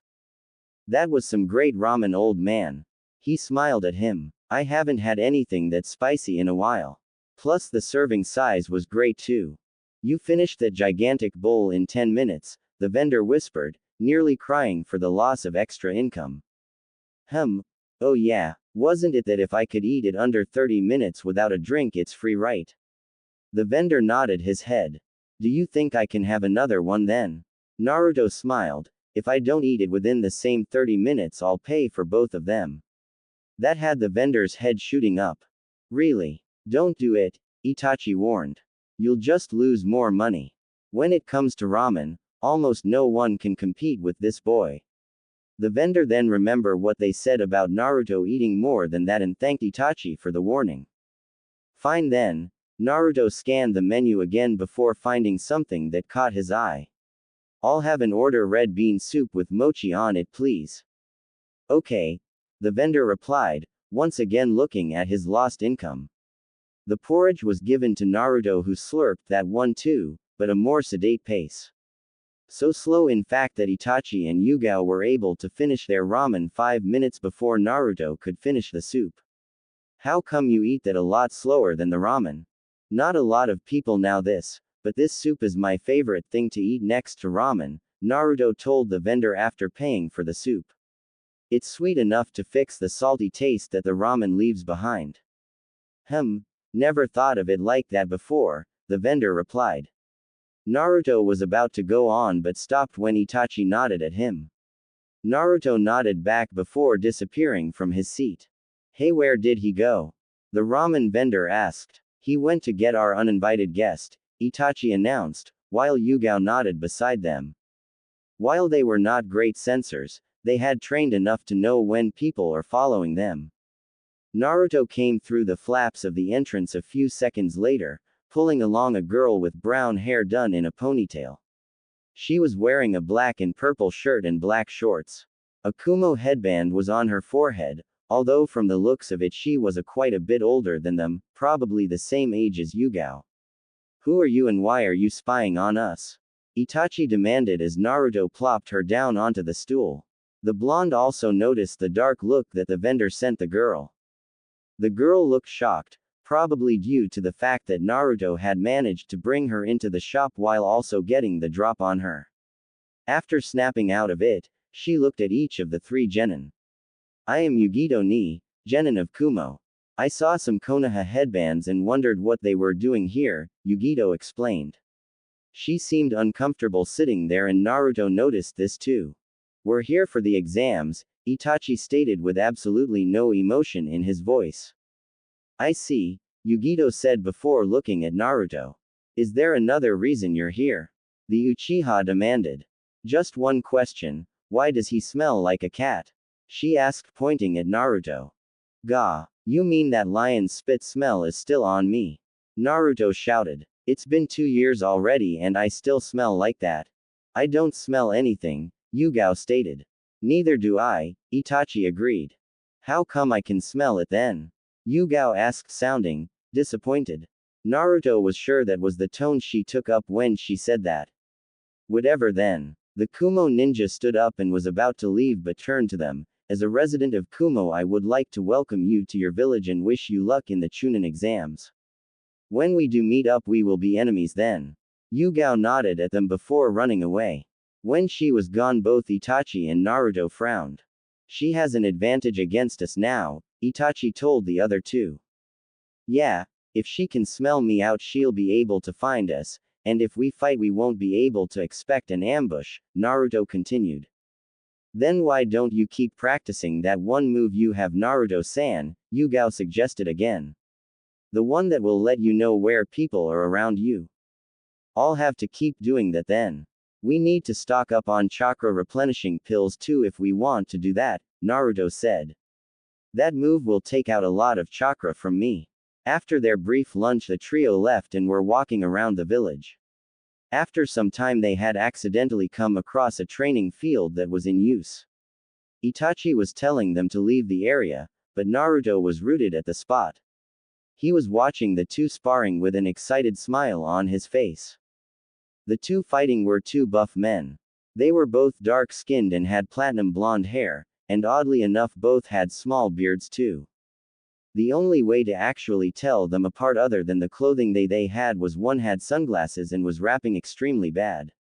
Naruto was ignoring that though.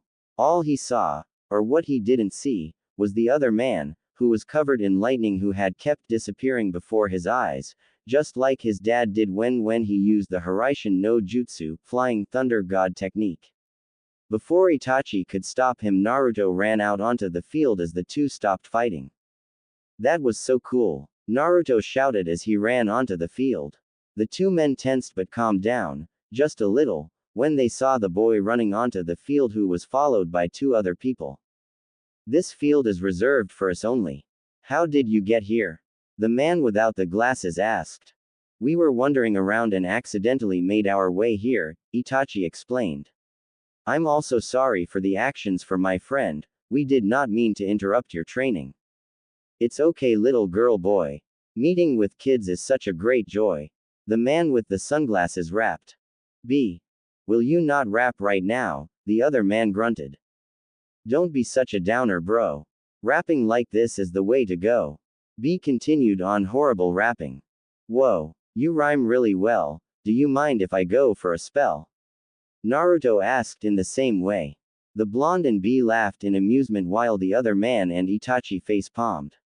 Since Yugao was on her own, she noticed the odd similarities between the two groups which frightened her a bit. Sorry for my brother's horrible rapping, the other man apologized. My name is A, and that is my idiot brother Killer B. Itachi, the idiot talking to your brother is Naruto, while the female next to me is Yugao. Itachi introduced his team without giving their last names. I take it you three are here for the Chunin exams, seeing as you are from Konoha. Itachi nodded. The two males then looked back towards their counterparts who were rapping, or trying to. Hey Itachi, listen here. Naruto started with a small sentence. A. Our rhymer likes worms in you ear.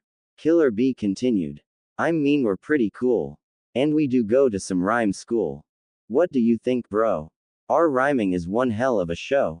Both Itachi and A had twitching eyes at the sheer stupidity the two had presented. Oh Kami, this is going to be hell, both A and Itachi said at the same time. You're not half bad, kid, not with all the rhymes you just did, B complimented Naruto. Thanks, but rapping is not my thing. I came here to ask your bro how he's fast as lightning, Naruto said. That made A and B freeze. What did you say? I asked. I wanted to know how you're so fast. That odd lightning move you did, the one that made you really fast. I wanted to know how you did it. Sorry kid, but it's Kumo's secret. Oh, Naruto deflated. Naruto, leave it alone, we have to go, Itachi stated. Makoto-sensei may be looking for us. Itachi was taking care of avoiding giving out more information than he should. Yeah, Naruto answered, before a smirk appeared on his face. Hey, how about a bet? A bet? I asked. If I could make it to the third round of the Chunin exams, you'll show me how to do that technique. What a silly bet. Why would I do something as stupid as giving a kid the move that only Raikages know? Because I can bet something on the line too, something that would make it your while. What would that be? An Uzumaki, Naruto said with the utmost confidence. That had A's eyes widen, while B remained relative quiet. Behind him Itachi and Yugao looked mortified. An Uzumaki, A said carefully. Yup. One with the power to seal and control Biju and bind Jinchuriki. That had a trembling. His father had messed up getting an Uzumaki by the name of Kushina. How could he trust a mere boy to get one for him? How can I be so sure you can accomplish this? Trust me, I have my ways. I'll even sign a contract if I have to. I looked at Naruto, who seemed so confident in his end of the bargain. There were a few tense moments of silence, before a nodded. Fine, but we won't need a contract. I mean, a little kid like you wouldn't be able to fool me, a Junin. True. So we have a deal. Naruto had stretched out his arm, which shook. When he did, I was surprised to see a black mark appear around his wrist. What the heck is this? Naruto smiled. While I may be only 7 years old, A-san, that doesn't mean I'm stupid. I had taken up a small interest in seals, and that is one of the ones I got used to. It's an explosive seal, which can only be taken off by me since it requires something only I have. Why did you put this on me? Just a little, what's the word again? Insurance that you keep your end of the bargain.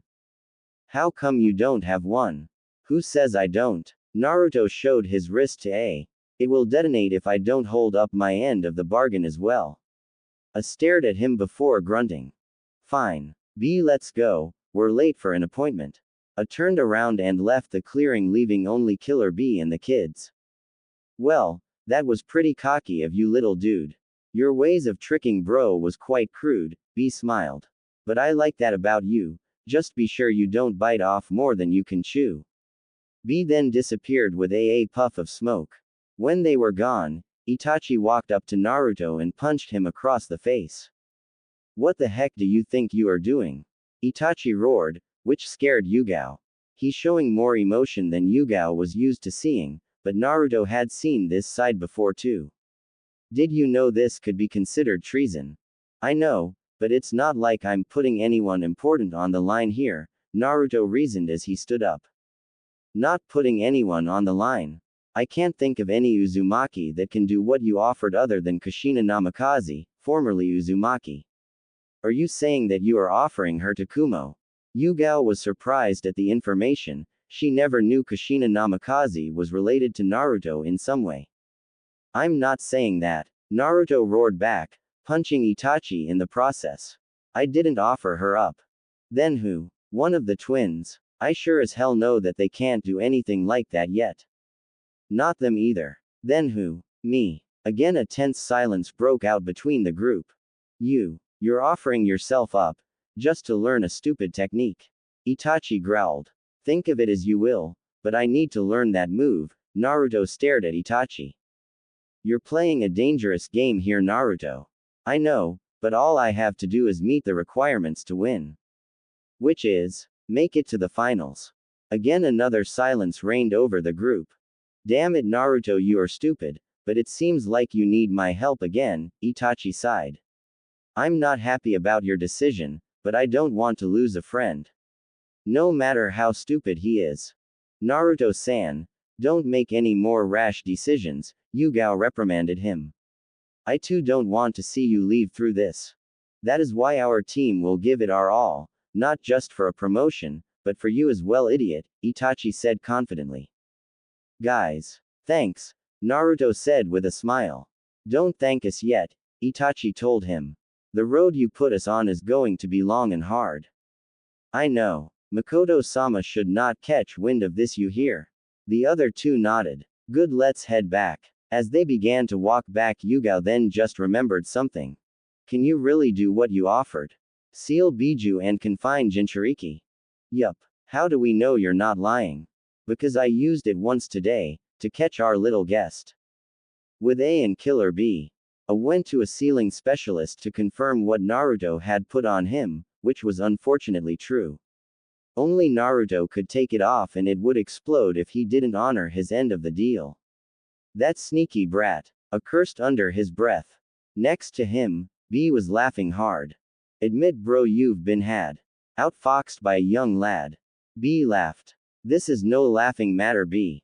If this is how good the brat is, then we may have a problem. I may be the first Raikage to lose that technique to a brat outside of our own village.